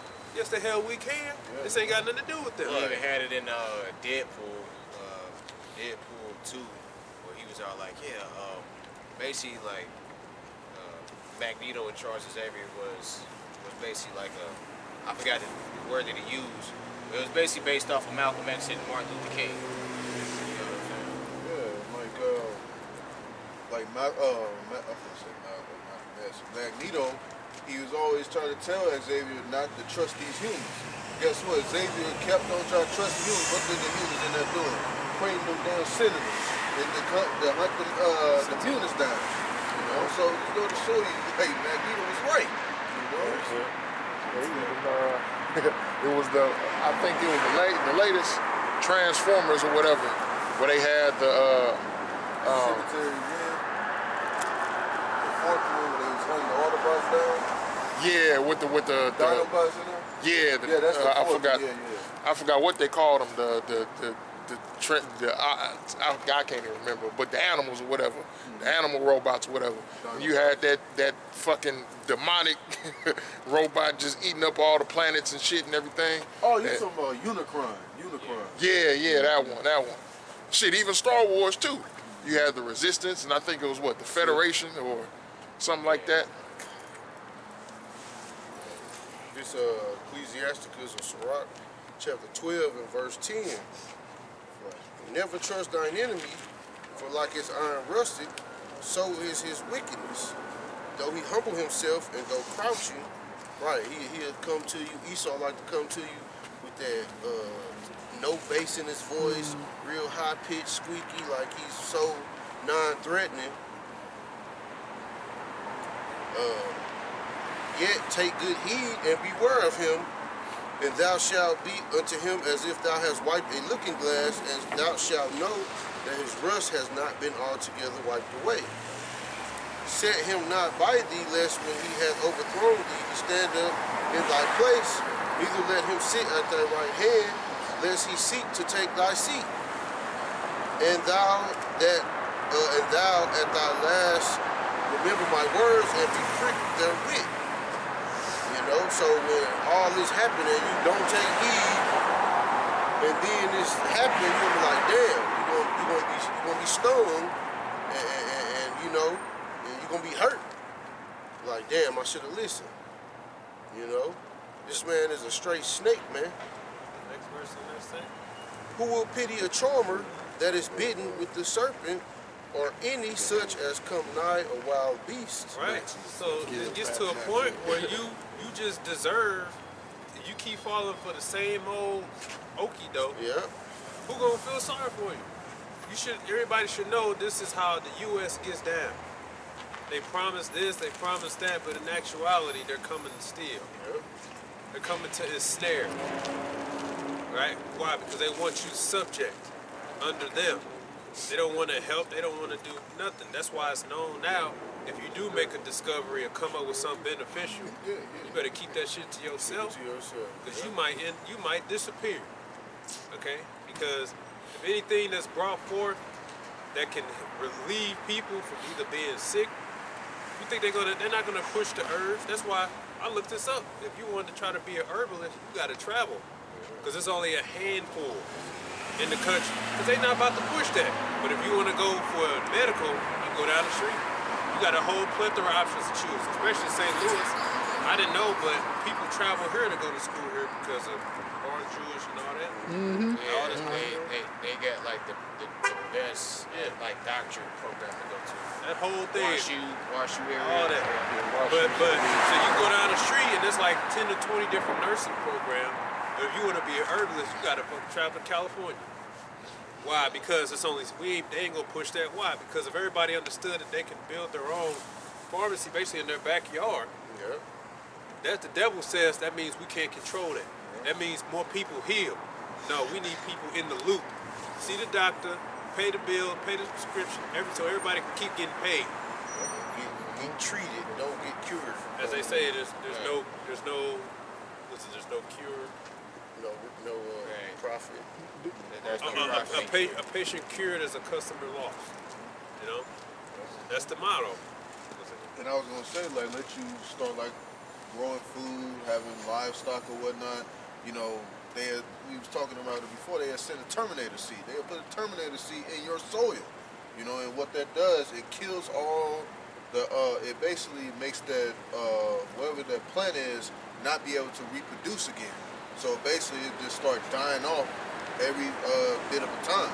That's literally man. That's literally what Monsanto's all about. Yeah. If you Monsanto seeds. if you go to Monsanto website, it's gonna be the most beautiful looking website. Save world, end the world hunger. But talk to the farmers. They tell you can't even buy seeds that reproduce. They call it Terminator seeds or something like that. That they don't reproduce. But remember, when they set up Monsanto, this was to stop world hunger. Yeah. But yet there's still world hunger. But then they say, well, if this is really to stop world hunger, why are you making it to where my seeds don't reproduce? Because control. It's all about control the whole time. From the jump, control. But they got all the real seeds of shit stored away in where is that place? I believe it's I think it might be either North Dakota or Alaska. It's like a little triangle shaped vault that they keep all the seeds from all around the world of all the natural seeds that can reproduce naturally. They keep them locked away in this vault. They say it's for emergency in case something globally happens and they have to start all over. For them, Right, for them, yeah. And everybody know that. Because they got to start with the real seed to genetically modify it to take it out. So they got the real, but they giving you the fake. You know? Yes, but remember, it was to stop world hunger, but now they have complete control over the farmers, etc. That's how he gets down, man. He get his foot in the door. We're trying to save the people in Africa. So they'll go over there, take pictures with them. Half of them Hamites. Save the kids and all this, all the other stuff. They're looking to save. So they got you to support now. They got complete control. And they hit something where it's like, if they find Monsanto seeds on your soil, now they own your land because they got a patent on it, something like that. Something like that, yeah. Which is in St. Louis. That's how you know this place got to get hit big time. Yeah, that's why the Lord sent that meteorite as a symbol to destroy this arch. I seen that too when I was driving. I was coming in. I seen that. It was like it just came and faded away. I'm like, what the fuck is that? I seen that before too. The earth for a brief second just shine green. Yep. What's that? Meteorite come and burn up, as they say. Cherry right there. Oh, and it look green. Okay. It look green. Yeah, it should. Yeah. And it's moving. And it's moving quick. Yep. That's There's it, two man. of them right there. Hold on. There's two of them flying in the same pattern. Yeah, Call on y'all about you. Oh, I do. Yep. So they making rounds. You know. they always stop them out of camp. That's right. Which our brothers, Confirming the word. Yeah. Confirming the word. For the record, you don't hear any other camp talk about the chariots that come up. That's right. Come visit them, right? Because best believe if it did, IUIC would take it and they would make a whole video up of it. Chariots come to visit, they don't get visit. They don't even look up. They don't, well, I was just gonna say that. they too busy trying to build schools. They really they really trying to do without the Lord. So they ain't gonna look up. No, we don't want the Lord to do. You know, and what they gonna do? Praise Jesus? Right. They definitely not. You're not gonna praise the name. For the Lord's agenda. He was fucking out of this place, getting this place destroyed. They're all about being in here, bro. And here it is. You see this happening, and you think Esau just gonna let you build a community? He would come and drop a bomb and kidnap Nick. No, I'm just kidding.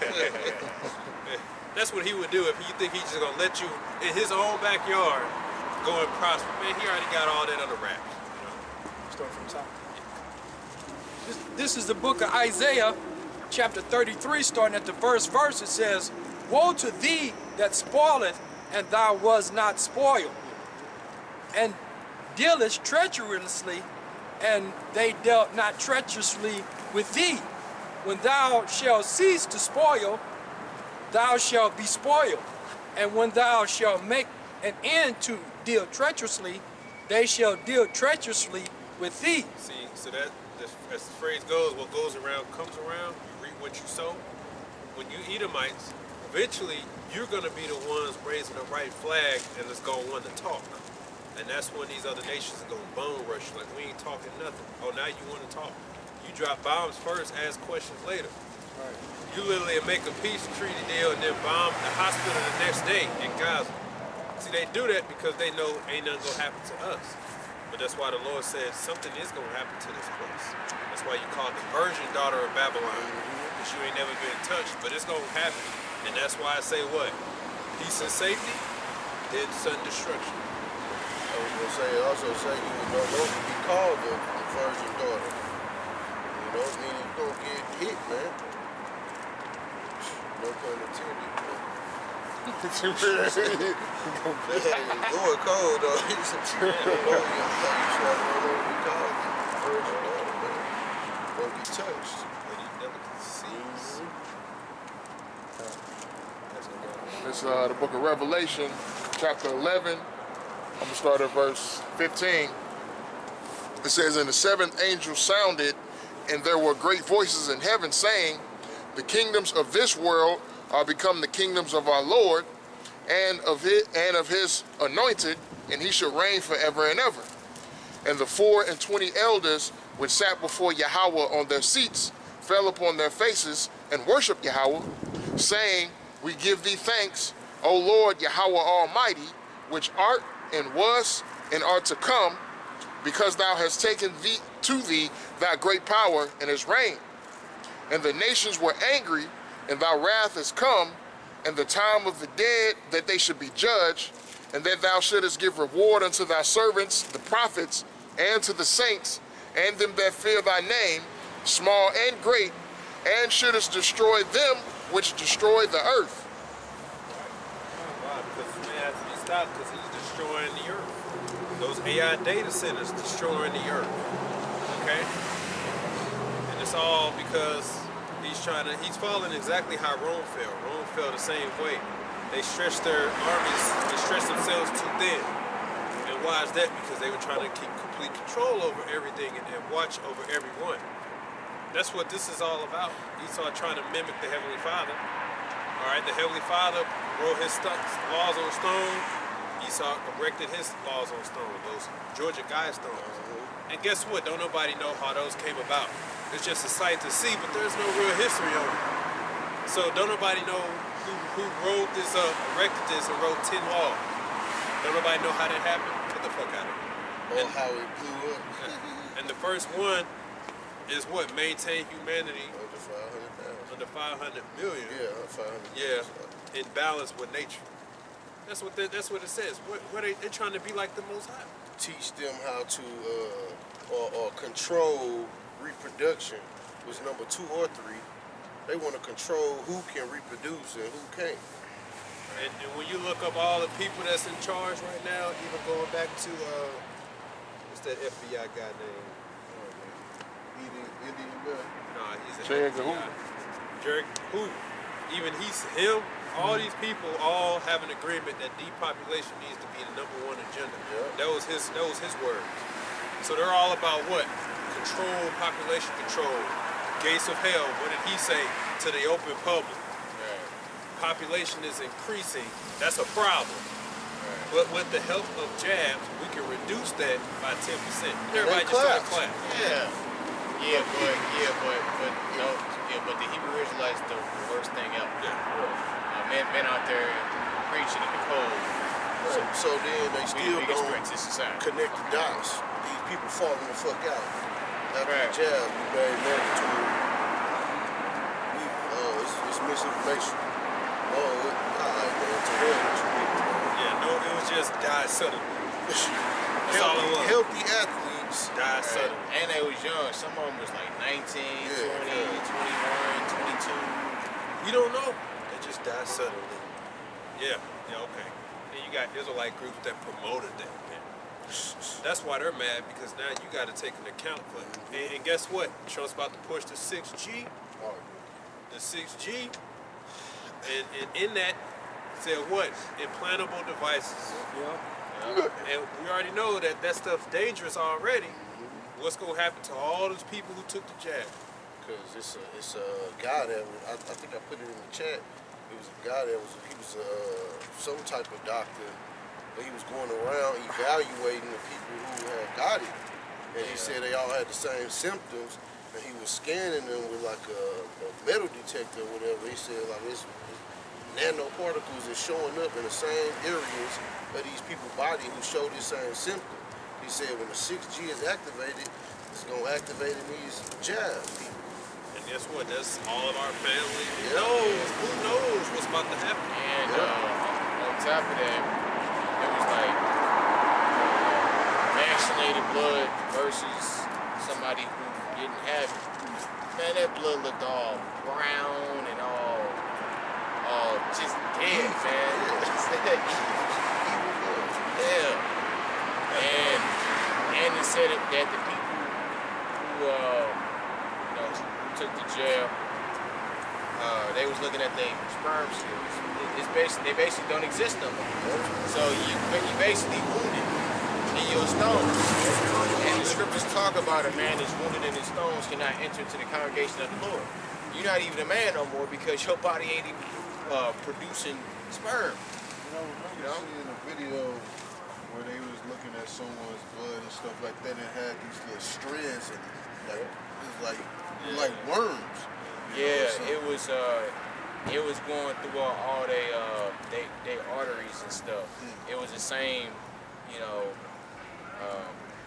shape as their arteries. Like that's where they got the clotting from, and that's where a lot of those people that was having heart attacks from, because your blood pressure raised and it's not getting to where it needs to get to in the body, and then your heart just give out and you just drop dead. There were several people who boasted about getting it.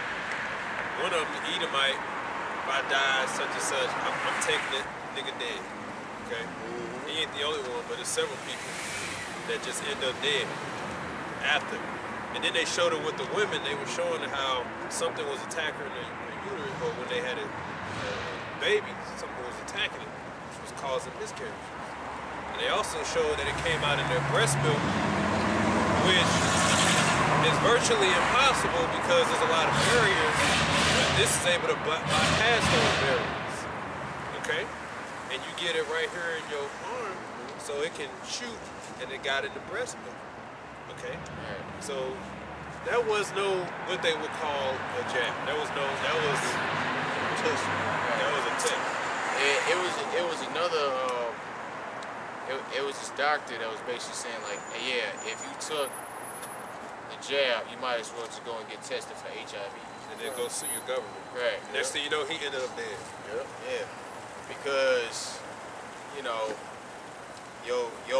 the two main blood cells are the white blood cells, that's the defense, that's your body's military.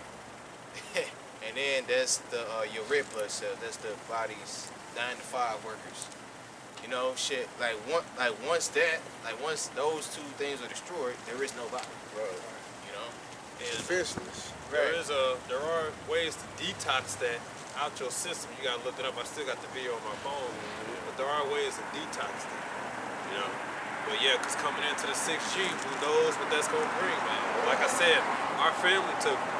So if people just start getting sick when they start to roll that out, we know the deal.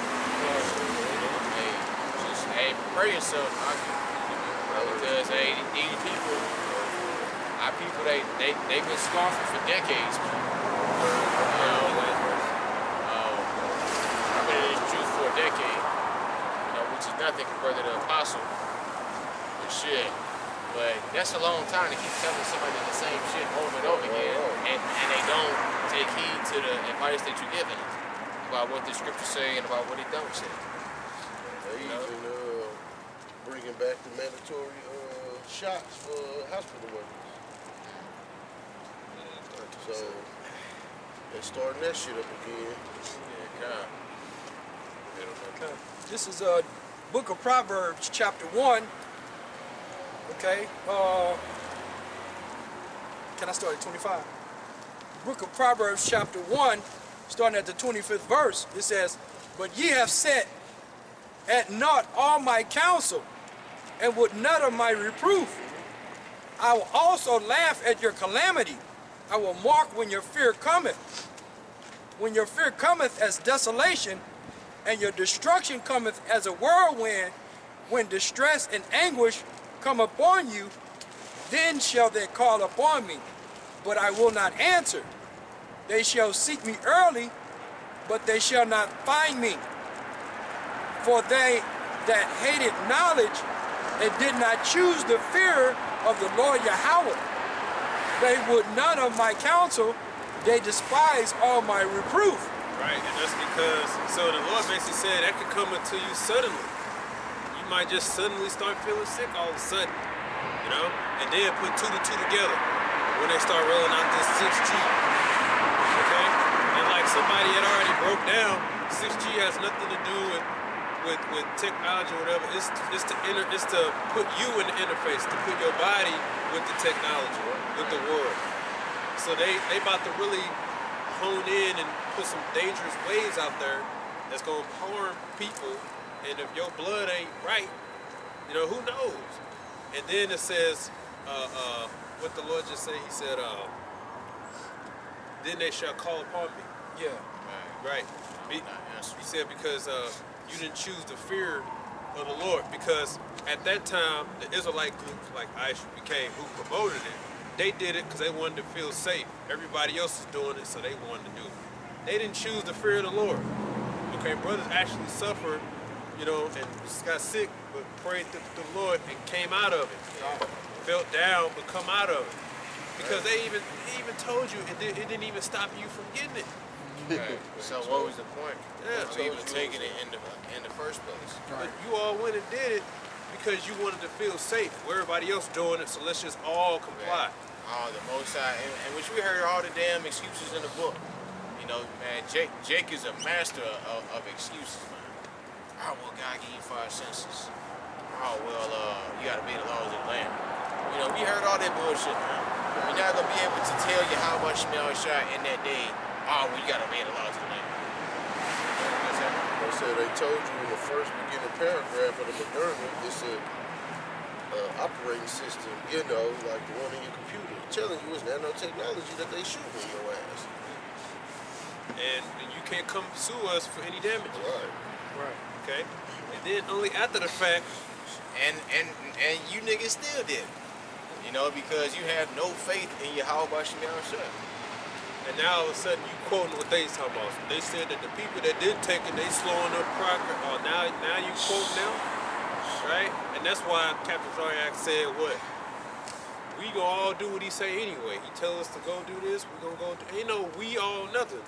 The scripture says 7,000. The Lord has 7,000 that will not bow to the image of all. What's this? We all. Just because you all gonna fold under pressure, okay? Don't mean the elect is. Right. But what the Lord, you keep going. You gonna the reward for not choosing the fear of the Lord, but your own way. You are gonna eat the fruit of your own way. So whatever happens to you out there, because of whatever's about to happen, that's on you. What you want us to tell you? Kind. But back in the book of Proverbs, chapter 1, How long we been going? 148. starting Yeah, at 4 minutes late. I should have said something. I was on point last time. Go ahead, man. Proverbs chapter 1, starting at the 30th verse, they would none of my counsel, they despise all my reproof. Therefore shall they eat the fruit of their own way and be filled with their own devices.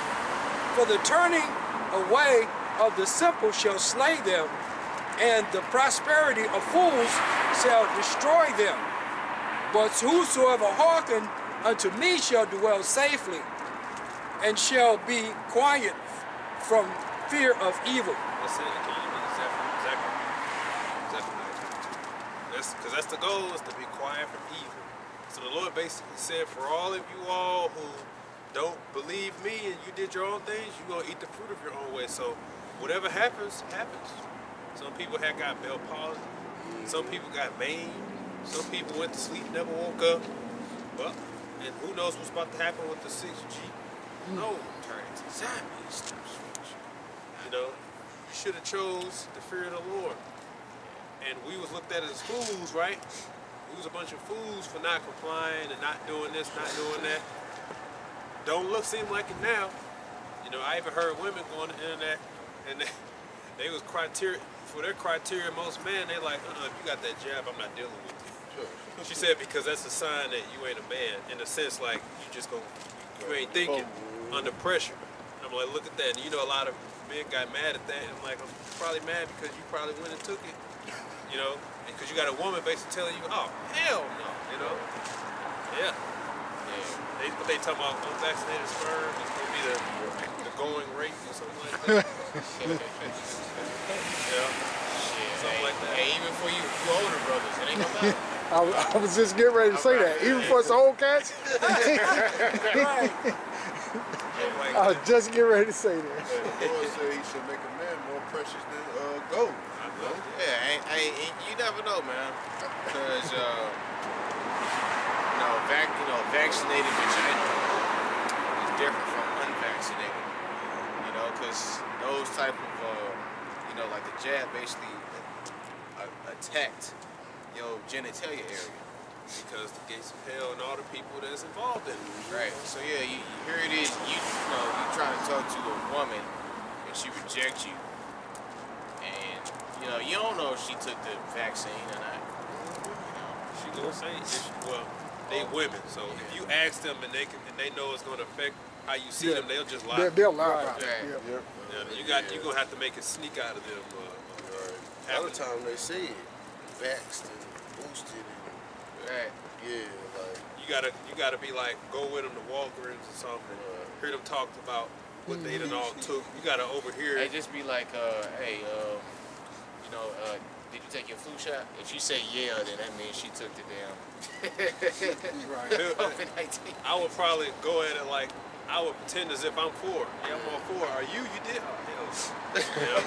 That's how you got it, you know. But Be like, see, brother, Scripture said be wise as a serpent, yet harmless as a dove. and that's why. And if you did take it, all I would say is go look up the detox, because there's a way that you can be detoxed. You know what I'm saying? It's like a blood cleaner. You know, you got to do the natural herb. That's what I would suggest. It's on TikTok, I'm sure. I say the video, I don't know, you gotta go look up the detox. That's what I would recommend. Just go try to do a detox of anything. But otherwise, you have to have prayer, you know? You can do this with the jab. You can't do that with the chip. Yeah. Ain't no detoxing with the chip. Yeah, Right. once it's in you, it's in you. You done for. This is the book of Zephaniah, chapter 2, starting from the top. And it reads, it says, gather yourselves together. Yea, gather together, O nation, not desire. Before the decree bring forth, before the days pass as the chaff, before the fierce anger of the Lord Yahweh comes upon you, before the day of the Lord Yahweh anger comes upon you. Seek ye the Lord Yahweh, ye meek of the earth, which have wrought his judgment. Seek righteousness, seek meekness. It may be ye shall be hid in the day of the Lord Yahweh's anger. That's what it's all about. We seek to be hid in the day of anger. That's it. When the storm comes, we want to be hid. We want to be protected. That's all we're looking for, you know? So if somebody say, well, what you gonna do? What y'all gonna do? All I hope is that the Lord remember me in that day and keep me safe. That's it. But the scripture tell you that 1,000 gonna die at your right hand and 1,000 on your left, but it shall not come nigh thee. Which that means that you might be in the midst of some shit. Scarcely say, and or you might just witness a lot of falling and death or whatever. But you gonna be good. You know, you gonna see it, but you gonna be untouched. Which means we gonna see some things. We gonna go through some things. You know, we just hoping that we get remembered. You know, every time the Lord brings the anger, people just pray, I hope the Lord remember me that day, you know.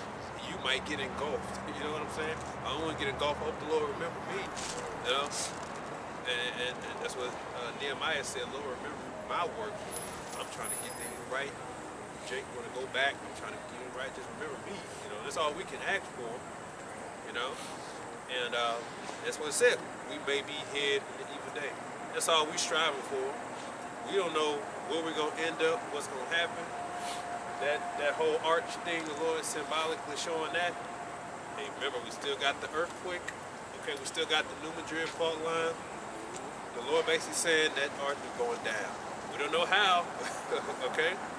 You also had somebody put that St. Louis, Missouri will be a target for a nuclear strike because it got a Federal Reserve Bank.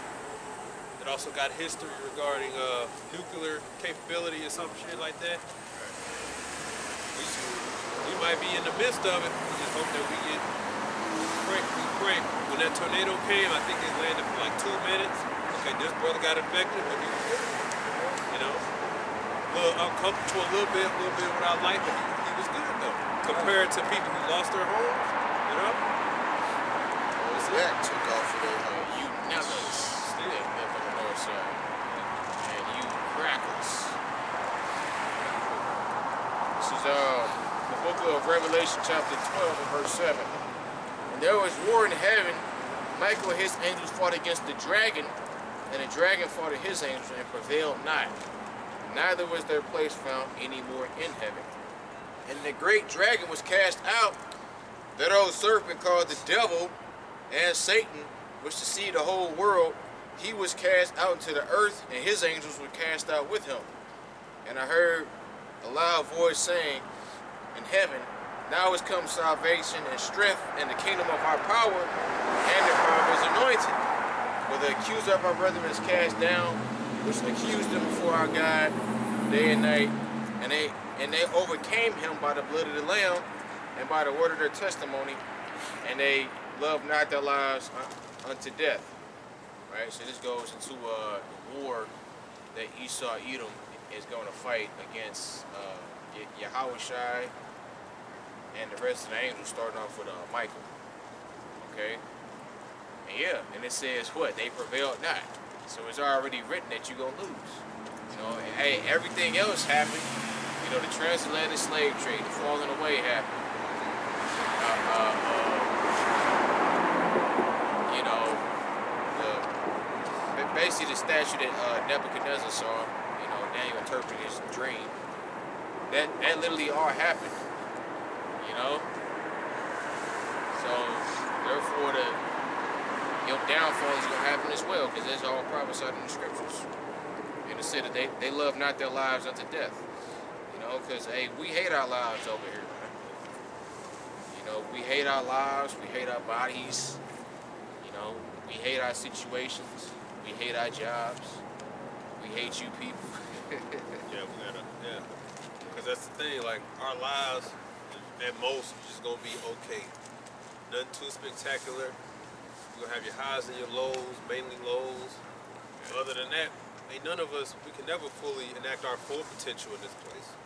Right. We really can't do it, you know?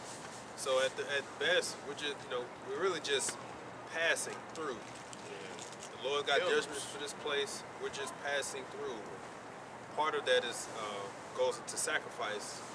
Right. And, you know, and accepting that you're not really going to be able to do the most you can do. You can just do enough.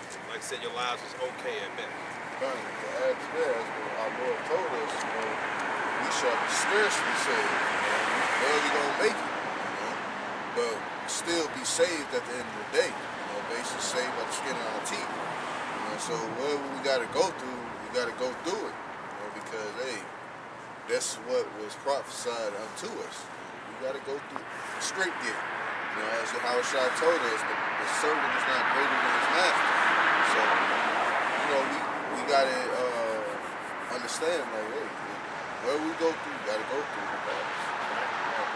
Like that picture that brother shared about the woman that lost her whole family in 1 year.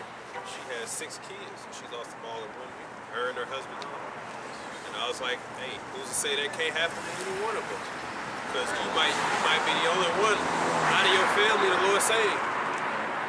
Then what? You get mad at the Lord? He fulfilled his promise. He said, I was going to save you. You might be the only one. Right. You know? And all that can happen. And guess what? That woman, she still got to push on. She can't stop it. You know?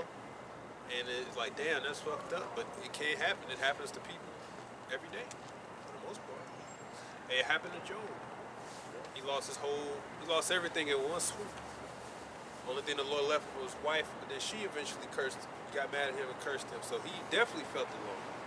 But the scripture tell you, since I said that, can you get that, Job, the last chapter? tell you his latter end.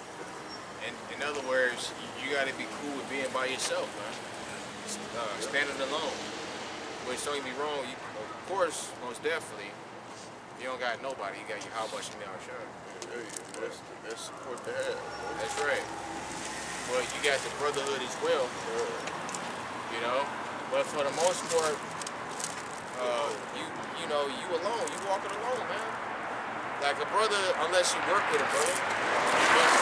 But for the most part, it's you and the rest of these other damn demons out here. You know. Sometimes your mother or your woman might help you, or your father, whoever you cool with. But for the most part, when y'all start talking about the scriptures, you know, it's like, oh, you know, y'all don't believe the same things that I believe, so there's really no point of this conversation. You know, I gotta look at more. Verse 12, it said, "Therefore rejoice, ye heavens, and ye that dwell in them. Woe to the inhabitants of the earth and of the sea, for the devil is coming down to you having great wrath, because he know that he had but a short time."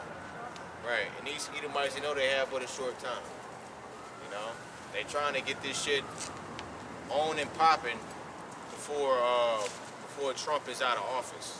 They saying by 2030, which we know that they trying to establish it way more sooner than that. You know. But yeah, man. How long Trump been in office? 2 years? A year. A year. This is second year. Yeah. They short on time.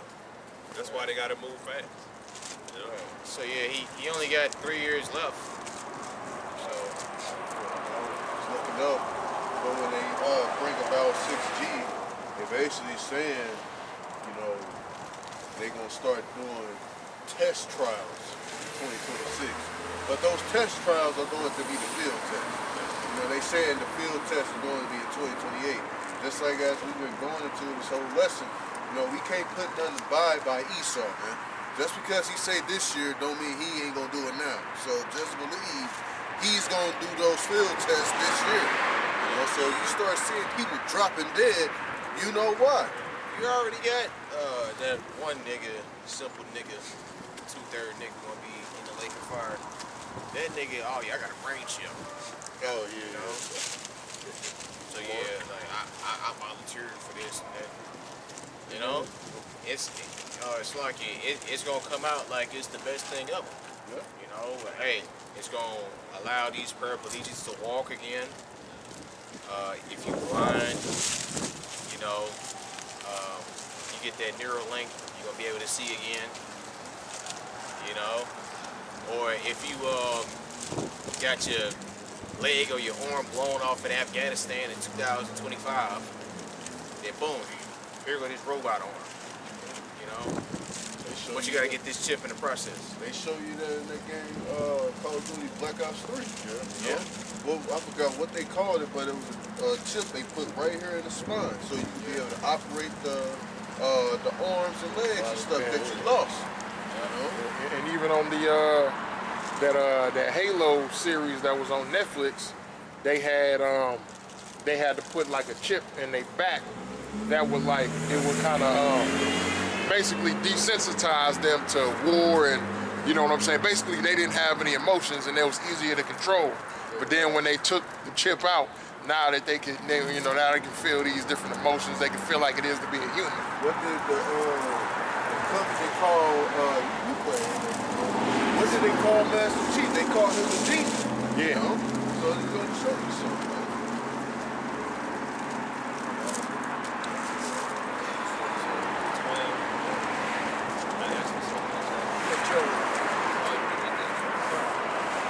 This is the book of Job, chapter 42, starting at the 10th verse. And the Lord turned the captivity of Job when he prayed for his friends. Also, the Lord Yahweh gave Job twice as much as he had before. Then came unto him all his brethren and all his sisters and all they that had been of his acquaintance before, and did eat bread with him in his house, and they bemoaned him and comforted him all over the evil that the Lord Yahweh had brought upon him. Every man also gave him a piece of money and every one an earring of gold. Verse That's 11. So I'm gonna go down to 12. It says, so the Lord blessed the latter end of Job more than his beginning, for he had 14,000 sheep and 6,000 camels and 1,000 yoke of oxen and 1,000 she-asses. He had also 7 sons and 3 daughters, and called the name of the first Jemima, and the name of the second Kezia, and the name of the third Karen Kapush. And all the land where no woman found so far as the daughters of Job, and their father gave them inheritance among the brethren. So, as you see, Job lost it all, and the Lord blessed his latter end greater than the first. See, the Lord has the power to do that. Yeah, gave him better key. Because I tell you in the first chapter, Job knew his children were disobedient. That's why he's praying for them, sacrificing for them. Right? The Lord blessed him in the latter end more than this first. So that can happen. Who's to say that can't happen to none of them? You might be the only one out of your family the Lord redeemed. And guess what that means? You're gonna start over in the kingdom. It starts over with you. That's right. So look at that. Hey, call on Allah, might help us be on shit. Because it's like you have to say, hey, what did the Lord say? Whoso loses his life for my sake shall find it. Because we all basically lost our lives. You know, we had goals and dreams and aspirations. You know, but when we came to the truth, the Most High took all that away. You know, as far as us to stay occupied in prophecy and push His word. Even the desire to chase after that shit. Right. Yep. And because you know what the latter end of it is. Because number one, if you don't got your how much shot, you ain't got nothing. You know? Because hey, even when I was on the path to, you know, quote unquote be successful, I didn't feel right. You know, I felt like I shouldn't be doing this. I feel like I'm just on a hamster wheel. Right. You know, I'm just trying to just appease my family or appease the world and make it look like I'm successful or whatever, bullshit like that. Too much to compromise. Yeah. Hey, sometimes you lose it all twice before you come to the truth. Yeah. You know, because the Lord will do it before you actually come into the truth. Right. Yeah. You know, That too. speaking from experience. I'm about to say, You ain't lying. I'm about to say it's nothing but experience. That's an experience, one that can tell you everything really comes and goes. What's here today could be gone the next day. Just like the scripture says, today the grass, tomorrow is in the furnace. You know? So this is how the Lord gets us ready That's right. for what's about to come. Even the disciples, like he says, take no script from your purse, don't take 2 coats. He's telling them don't take more than what you need. You know, because if you was packing for a trip, you pack a suitcase, I got an extra pair of this in case. But when he took that walk, he said, just take enough. Because he said the worthyman is working before it's hired. And then, because he basically said, you're going to be taken care of throughout this trip, trust me. And in the end, he asked them for the supper, when I sent you all out, did you lack anything? And they said nothing. So that was that, they had to walk in that faith. Because the Lord basically said, don't take more in abundance. You got, I'm going to make sure you're taken care of. This whole thing is a walk of faith for us to get us ready. So when we see stuff like that, you can say, damn, that woman lost her man, fucked up. I look at it and say, hey, you say that can happen? It happened to Job. And the Lord bless his latter year. But we gonna bug out? No? You gotta keep pushing. That woman, she gotta keep pushing. You know what I'm saying? And it might be women like that get saved just like that. You know? She might end up with a man of the Lord as if she's sincere. Who knows? That's what the Lord is able to do. But then we not exempt from that, you know? When you thinking that it can't happen to you, it will happen to you, you know? Every brother up here can have a testimony on things they lost before the truth and while they were in the truth, you know, like the brother said, you know? It could be family, it could be a job, it could be financial issues, whatever, you know? And like the brother said, it's all getting you prepared for that day where you have to go out with just what you have. You know? Right. And yeah, matter of fact, I had a precept. Many other brothers did that. This is Book of Proverbs chapter 3 and verse 12. Trust in the Lord with all thy heart and lean not unto thy own understanding. Right? So that means literally, you know, here it is. You might think that you have it all mapped out and all that, but that's not really good for your spirit. But the Lord, see, you know, you gotta learn how to let go, because none of us are in control of our lives, and we all had to learn that the hard way, that there is no free will. You know, and that's the shit they teach in the Christian church. You know, thinking that you can control your destiny and you ain't supposed to suffer. Like, nah, man. Like, especially when you come to the truth. Hey, that's all you do is suffer.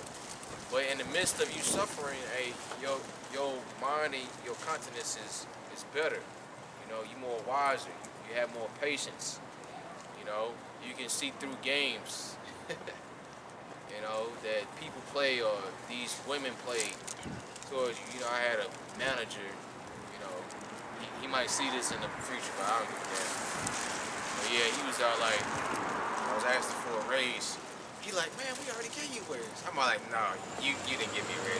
Don't even try to play that game on me, bro. You know, like they be trying to play mind games and shit with you. Yeah, You know? and throughout your walk, you're basically gonna get known from the Lord. You're always gonna go through a time where you're gonna feel alone. He gonna put you in that for a reason. Okay, he even said about Lamentations of Jeremiah. You're gonna feel alone because basically Yahushua gonna let you know it's me and you, right? You know?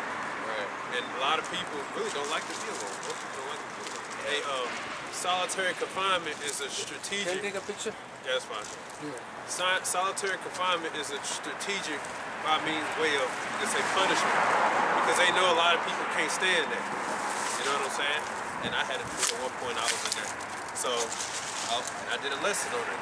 Has he considered solitary confinement? Okay. Because that's what Esau do, and he knows how to do that, especially when he's dealing with someone who thinks that they a rebel. You come in their little prison ward or whatever, and you think you something. Oh, okay, this nigga think he's something. Throw him in solitary confinement. Since he think he's something. That's how he did Denzel off the hurricane. Oh, you think you something? Throw him in concentration, throw him in solitary confinement. Yeah. You know, it's things like that. You're like, okay, because he knows that for a lot of people that could be considered torture, especially for a woman. And sometimes, you know, like that's what you need, so you can self-reflect on what you've done. Like, like this word, solitude. You know, sometimes it's good to be in there. Like, where do Superman go when he's done saving the day? He goes back to the fortress of solitude. This is a definition of the word solitude. Slovakia. It says the state or situation of being alone, you know, or a lonely or uninhabited place. So, hey, sometimes you gotta be in your state of solitude, man. And it's good for you sometimes, man. Don't get away from the world. It means you're comfortable with your own company, your own presence, and others. You can abide by that. Most of these people can't, like I said, like a woman, they can't. They always on the phone. Got some, I remember on the job one day, as soon as this woman walked in, all right, we need some music playing. I'm like, I can't deal with the silence stuff. I was like, what's wrong with silence? To each his own. I'm like, okay. So that's how you know at home. Imagine being at home with a woman like that. You ain't gonna ever have a moment of just silence. Because she can't stand it. Yeah, she multitasking their ass off, man. On the phone, we got the TV on. We got the dog barking in the background. Every 5 minutes, calling your name, trying to get attention from you, trying to talk to you and all that. Can't even ride in the car. Can we turn on some music? I can't.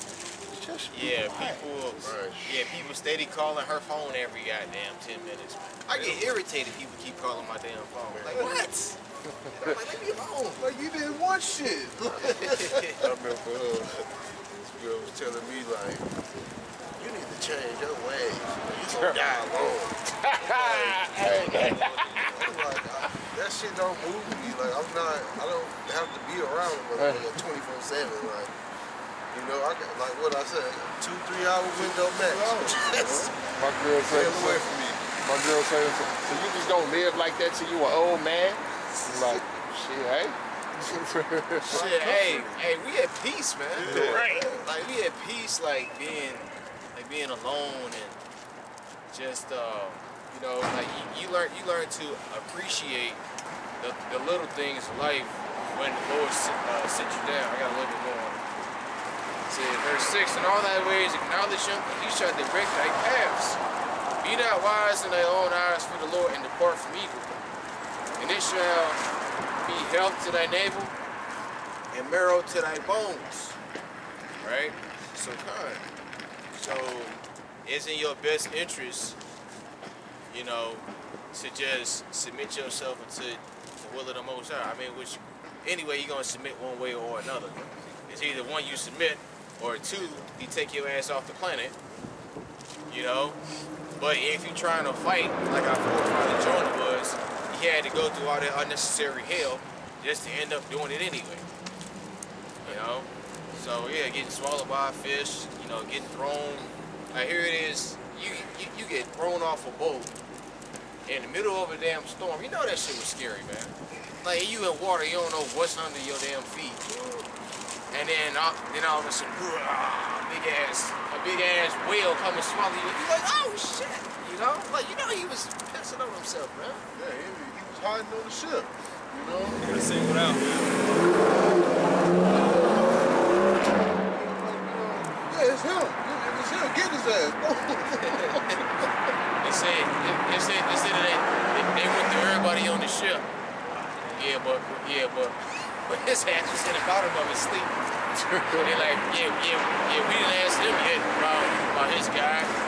Yeah, he like, yeah, this is because of me. It's because of me. But when you read that story, you know, it's basically like the Lord can humble you like that. Yeah. But the Lord brought him right back to where he needed to go to. It still cracks me up. They just said, Jonah, up, go to Nineveh, prophesy against him. Jonah said, I'm out of here. The Lord put him back. As soon as he spit him back out, up, go to Nineveh, prophesy. Like I said, no, go over there, like I said. It's like playing a video game and you die, you start right back at the checkpoint. You're like, damn! And do what I tell you. What's wrong there for nothing? Yeah, verse 11. My son, despise not the chastening of the Lord, neither be weary of his correction. For whom the Lord loveth, he chasteneth, even as the father the son of whom he delighteth. Right? And we've all been through that. You know, you can see yourself in Jonah. You know, but yeah, that's a funny story. But hey, at the same time, it's not funny because the Lord don't have to have mercy on you. You know, because you remember the prophet that went to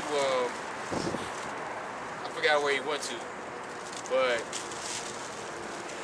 well, basically, you know, it was told him not to eat, and he did it anyway. Eat or drink anything, and he did it anyway. And then the Lord had the lion rip him to shreds. You know, so the Lord didn't have to show mercy on none of us. The Lord showed mercy on us because He loved us. The scriptures say, "Who can resist the will of the Lord?" When you're going to go, He wants you to do what you're going to do. King David said, if I even go to the deep hell, you are there, no matter where you go. And you always get that reminder, I do. I'm like, you know what, I'm trapped. Certain things, you're trapped. And as Paul said, we are prisoners of Yahushua. Yeah. So it's actually good that you're trapped. But you know when A good trap. Yeah. Right. You know when you've been put in the position the Lord got you there. Well, Right, Like, yeah. the Lord, This up. yeah, the Lord, like, yeah, this the end of the line, bro. Now what you gonna do? yeah. See, that's that. It's like you're a prisoner, and you can try to resist if you want, but what the scripture says, if you leave his shelter, now you're in danger. So it's best to go ahead and do it. You know, like Paul said, a prisoner. And you know, in that same sentence, you know, hey, the scripture said we are also prisoners of hope. You know, so hey, even though we are in our sentence at the end of the day, we still got hope at the end of the day. But like the brother said, the moment you step out of that hedge, you open for all the predators, man. That the Lord was trying to keep you from yourself and keep you from everything else, man. So when you try to resist that which Yahweh Shemiah Shai wants you to do, then at that point the Lord got to sit your ass down, and then if you don't learn from that, then hey, it's all gloves off to what happens to you next. Yeah, it's like that movie, Word Ultimatum, or that series, but there was one with a guy, he was going to save the guy. He's like, you try to, you gotta listen to every word I say. Like, you leave my path, you're dead. He was telling him, he's like, stay right there. I think I can make it. I can make it. They're distracted, I go. He's like, no. I'm gonna go for it. Step wow, got sniped as soon as he walked out. The sniper was looking at him, waiting. All I had to do was stay inside. So we was talking about the goats on that rock, right? The goats sitting on the rock. It's like sitting on the rock, you protected, danger all around you, but you got that one. I think we can make a run for it. They can't catch us fast. You're like, nah, you just stay right here. They can't get us, we good. But you have one, we make a run for it. They ain't looking now, get his ass eaten up. But you left the rock, man. Do a stay put. Snatch you. Yeah. Drop the ball. Or a crocodile. And you know those snaky motherfuckers right there. Say some sneaky motherfuckers. Yeah, they literally capitalize on thirsty. Yeah. So we gonna sit right here. Yeah, they shit. Right underneath. Yeah, man, crocodiles are serpents. They serpents. Man, wait.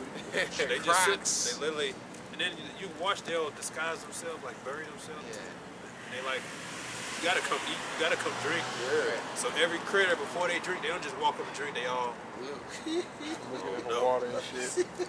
no. And then when they do, you know, they barely got because they know. Because I'm crying, grab your ass. But they know they gotta drink. So, Right, next thing you know, he got you in death row and your ass rip you in half and shit. read that. So we'll read this, I got Ezekiel 38. Just like to come in like the first 5 verses. Basically show you that when all this is happening in the world, the big main heavy hitters is gonna be these nations. China, Venezuela, all that. At the end of the day, they still gotta bring that shit first. So it ain't like World War III gonna pop off next week. It's getting close. These are all signs to that. But these are the main hitters. And this is what I look for in the prophecy. Okay? I don't give a damn about no North Korea, none of these motherfuckers. Okay? Unless they talking about shooting missiles at this place, their threats really don't mean nothing. Because I know prophecy-wise, the main nations are these right here. This is Ezekiel 38 and 1. It's the news. And the word of the You Lord say came that. to It's me the saying, I ain't get in there. no. Damn. This is Ezekiel 38 and 1. And the word of the Lord came unto me saying, Son of man, set thy face against Gog and the land of Magog, the chief prince of Meshach and Tubal, and prophesy against him. And say, Thus saith the Lord Yahweh, Behold, I am against thee, O God, the chief prince of Meshach and Tubal. And I will turn thee back and put hooks into thy jaws, and I will bring thee forth and all thine horses and horsemen, all of them clothed with all sort of armor, even a great company with bucklers and shields, and all of them peddling swords. Persia, Ethiopia, and Libya with them, all of them with shield and helmet. Gomer and all his bands, the house of Togarmah of the north quarters and all of his bands, and many people with thee. So, Gog, which is the land rats of Russia, because you will read that and you say, oh, that's it, but those are the sons of Japheth. But it's talking about the land mass. And if you just look up an ancient map, Gog, Magog is the land of Russia. They say Persia, which is actually Iran, because they just started calling themselves Iran. I forgot the year, 19-something. But they, instead of calling themselves Persians, they call themselves Iranians. So God, Persia, which is Iran, said Ethiopia, Libya, all them have an agreement. And he said Gomer, it's a Gomar, which if you look that up, that's Turkey. So what you should be looking for, the big next major move, has got to be when Turkey leaves NATO to join Russia. That's the next major move, big move that's gonna have to happen. That's how you really know we're at the end. So those are the nations that I pay attention to. China, all that back and forth, they got an agreement. Okay, because at the end of the day, they need to make their chips. It does affect or whatever, but World War III, when we get to these nations right here, Russia, Iran, Turkey's gonna have to leave NATO to join. That's gonna be huge. Okay, that's what the BRICS nation is all about. That's gonna lead us to World War III. Everything that's happening now, well, as time progresses, we'll see what really comes out of this. But all it's gonna do is upset the world even more at the Edomites, at the war, for breaking the rules. You know? But all y'all that think that something good gonna come out of it from Trump, the scripture says, then shall sudden destruction come at the point. Okay? Verse 7. Okay. Verse 7, be thou prepared and prepare for thyself, thou and all thy company that are assembled unto thee, and be thou a guard unto them. You know, so, Russia gonna be a guard unto Iran. And you see they poking with Iran, it's gonna force Russia to get involved. Man. That's right. Russia was preventing them this whole time anyway. Yeah. Hey, the Lord is gonna turn them back to that old Soviet spirit, man. Which is what he said he was gonna do. I think this is maybe the next verse. The evil thought.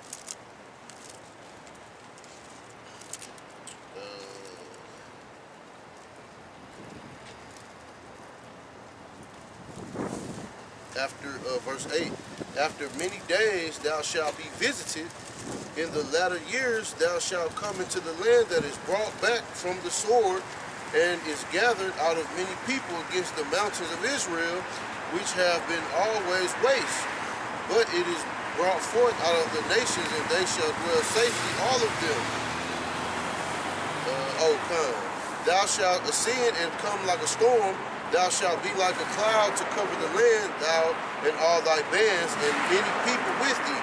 Verse 10, thus said the Lord Yahweh, it shall also come to pass, that at the same time shall things come into thy mind, and thou shalt think an evil thought. And thou shalt say, I will go up to the land of unwalled villages, I will go to them that are at rest, that dwell safely, all of them dwelling without walls, and having neither bars nor gates, to take a spoil, and to take a prey, to turn thine hand upon the desolate places that are now inhabited, and upon the people that are gathered out of the nations which have gotten cattle and goods, and dwell in the midst of the land. Right. That evil thought is, and you can go look this up, but when they invaded Ukraine, right? Russia did, right? He said, I want to bring back the Soviet Union. That's what he said, okay? Which makes sense because NATO was originally formed to combat the Soviet Union, or the USSR, but that has been since disbanded for a number of years now, but yet NATO's still here. So NATO's still here, and we know that NATO is going to be that force that's going to fight against Yahushua and lose. But that evil thought is, Putin saying, I want to bring back the good old glory days. That's why Ukraine is mine, right? Bringing back the glory days. That's what this is all about. And you got Revelation 16, where the Lord said he's going to drop the Euphrates River to make way for the kings of the earth, which they built the bridge so that they could have to get to who? Iran faster. All happening before your eyes. All prophetic, man. When you see the Euphrates River dried up how it is, it looks like an Omega symbol now. What does the Omega stand for? Stands for the end. Last letter of the Greek alphabet, which means the end. And Yahushua say, I am the beginning and the end. Okay? So like when you go out of armies, things that together, it's going to battle, man. Found in Joel 3, the battle of Armageddon, Armageddon, the place of the Lord's judgment, which is in the Middle East. That's what this is all about. See, we could decipher all the codes of the scriptures, like we explained the motive. What's the motive? Esau wants to control. He wants to be God on the planet Earth. All right? In the midst of all this is going to lead to World War III. It's already prophesied, man. And watch the next big move, because Turkey already talking about it. The Turkey's going to have to leave NATO and join forces with Russia. That's going to be huge. That's one of the main ones of Ezekiel 38 that has to happen first, and then the microchip. So this Venezuela, all of this happening, yeah, it's gonna move forward things a little bit. It's kind of huge, but Ezekiel 38, this is what we're looking for right here. And then you got the microchip 6G. Man, yeah, got anything else? So stay tuned, okay? Because the year just started.